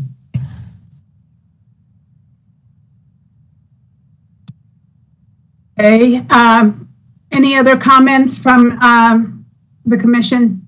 Madam Chair, I did lose track of where we were, because I understood we were talking about the conditional use permit recommendations for the tents and RVs. That was what we were on? You can talk about that if you would like to make a comment, but what Penny is suggesting is that needs to go, that those things need to be permitted under the SLDC, under different regulations than short-term rental. That's understood. So I guess that we moved a little forward faster than I expected. But I do request, I understand that this should be something through the planning, strategic planning, but we also understand that there were people who had benefited from this and were very concerned about their livelihoods being affected. And however and whatever we can do to get this comprehensive checklist and packet available sooner than later, and then we can continue to move forward with something that's going to get it more formalized in the SLDC. I want to move forward in assuring that the people who have been using this type of short-term glamping not be left out of their ability to do so. So I just want to make sure that that is happening because I didn't hear that stated, though it is written. Madam Chair, Commissioners, I myself have spoken to several people that have RVs or tents and let them know we can help them through the process. And I have not been contacted again by anyone, but we will definitely get that up on our website, have a checklist for tents, RVs, domes, or anything like that, and let people know we can help them through the process. Thank you very much. Okay, Commissioner Green. Very quickly, just if we're not going to regulate them quote as short-term rentals, they are short-term rentals, at least in terms of gross receipts tax and lodgers tax. So if they're not going to be through the short-term rental ordinance but rather through the SLDC, those folks should be collecting and reporting and submitting gross receipts tax and lodgers tax. Okay, thank you. Penny, are you good? Discussion on next steps. I think we have gone through the next steps, and I would like to go on to concluding business if there is not any other comments between the presentation and discussion. Madam Chair, Commissioners, we have the information we need to draft. Thank you. Okay. So I'm going to go on to concluding business. I want to make an announcement. The city of Santa Fe has closed their libraries, so there will be no meeting on the 2 Mile Pond tonight that was scheduled, and other people have thought this meeting was about the wastewater plant. If you're interested to know what the city is doing on the wastewater plant, you could listen to their meeting that they had last night where John Dupuy gave a complete overview of how they're working on the plant and their project. But I want to let you know that the 2 Mile Pond meeting is canceled, and if Daniel could please put that up on the website or something like that to let people know that the city of Santa Fe has closed the library, so it's automatically, the meeting is automatically canceled. Okay, are there any other announcements from anybody? I would like for us to consider having either a discussion or the best way to go about identifying something formalized, and I look forward to talking with our county manager, formalizing an invitation to the city of Santa Fe in how we might support their wastewater objectives, something inviting and supportive of their goals and efforts. And thank you, Chair Hansen, for encouraging people to recognize the importance of us working together in this capacity.